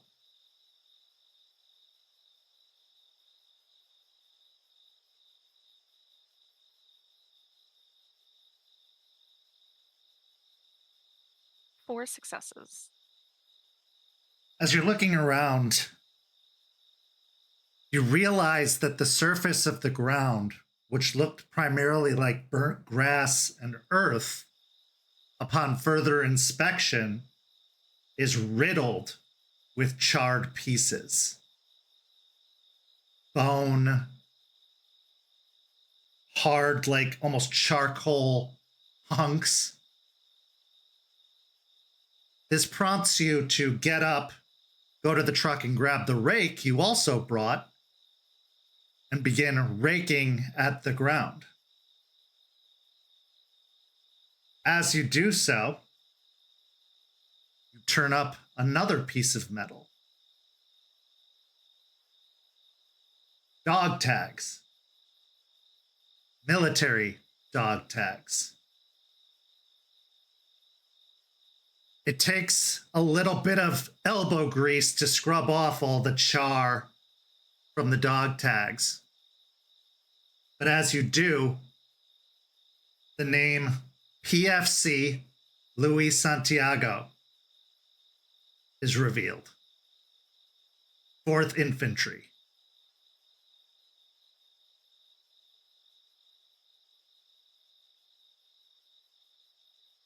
So we got now two names we can, I guess, draw on and see, I guess, where the hell they're sort of hunting around if they are staying in one area. Or I guess see if anyone near him, like, that knows these people know anything. I mean, someone must know something. We're in the middle of nowhere, goddamn it. I thought everyone's supposed to know everyone around these parks. Yeah. And someone will definitely know if someone, like, if somebody from the army disappeared, especially if they're active. You think Ray might know something about it? I mean, he's the army boy after all, soldier boy. I don't think so, considering we started back out in Michigan, and then he's been with us this entire time and not in active duty in the military. But he probably would know where to ask. I mean, it makes sense. I mean, there's probably like some veteran place, whatever they hang out around here, and he could probably go there and ask around. I mean, isn't that like a whole thing, a whole club they got? Yeah, I remember there being like VFWs and stuff in Michigan. It's where a bunch of military people hang out. I'm sure there's some down here of some sort.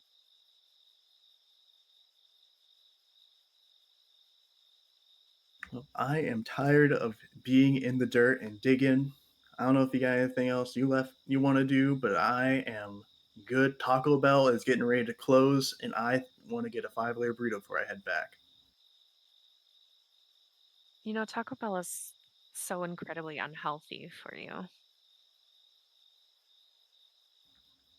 If I wanted something healthy, I would go anywhere else. If I even cared about that, I would not be going to Taco Bell. I mean, I can just make you something when we get back to the house. You'll feel better eating something homemade than you ever would eating Taco Bell. Where are you gonna make some vegan whatever meal, or what the hell are you thinking of making? I just talked about butchering animals, Forge. You're I'm talking not a about being vegan. healthy. That's what all vegan people talk about, being healthy and how Not they're. all vegans are healthy. I can tell you that right now. A lot of them are so malnourished because they don't actually know how to eat a proper diet. Like, how about I'll get a beefy 5-layer burrito and you make whatever you make, and then I'll compare the two and see which one tastes, how I feel about after eating both of those. How about that? Deal. So, with a bargain struck between the two, they pack up their tools and head back to the van and begin the drive back home. And this is where our story comes to a close this evening, except for two very special scenes. In our first scene, we find ourselves in an airport. The words Detroit Metropolitan Airport on the side of the building. A young woman with baby in tow has gotten off the plane and gone to pick up her bags at the baggage check. She then starts to walk towards the exit. There we see a man from the neck down in a suit holding a sign that says Lila West.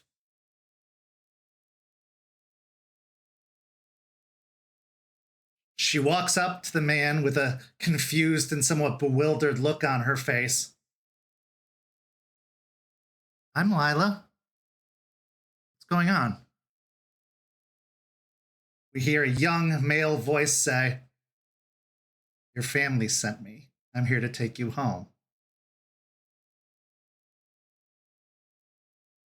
We pan up the back of the man to see that he is indeed dressed in a chauffeur's outfit with a little bit of sandy blonde hair coming from beneath the chauffeur's cap.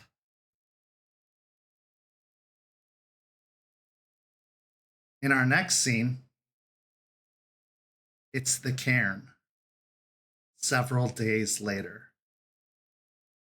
Night has fallen, and the moon shines high in the sky.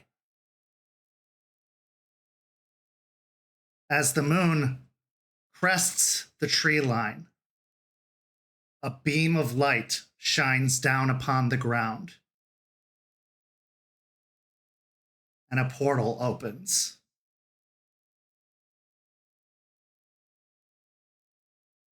And this is where our story comes to a close. Thank you so much to these amazing players. Thank you to everyone watching at home. Tune in to Rage Across Tampa on Tuesday and come back here next week for the next episode of Hellhounds. Also, check out that Halloween giveaway we have going on. You can follow the link down in the description to find out all the things you can do to get in the running for our Werewolf starter pack. And while you're there, why not follow all our social media and come check out our community by following that Discord link where you could join in or run a 5th edition, 20th anniversary, or Chronicles of Darkness campaign of your very own.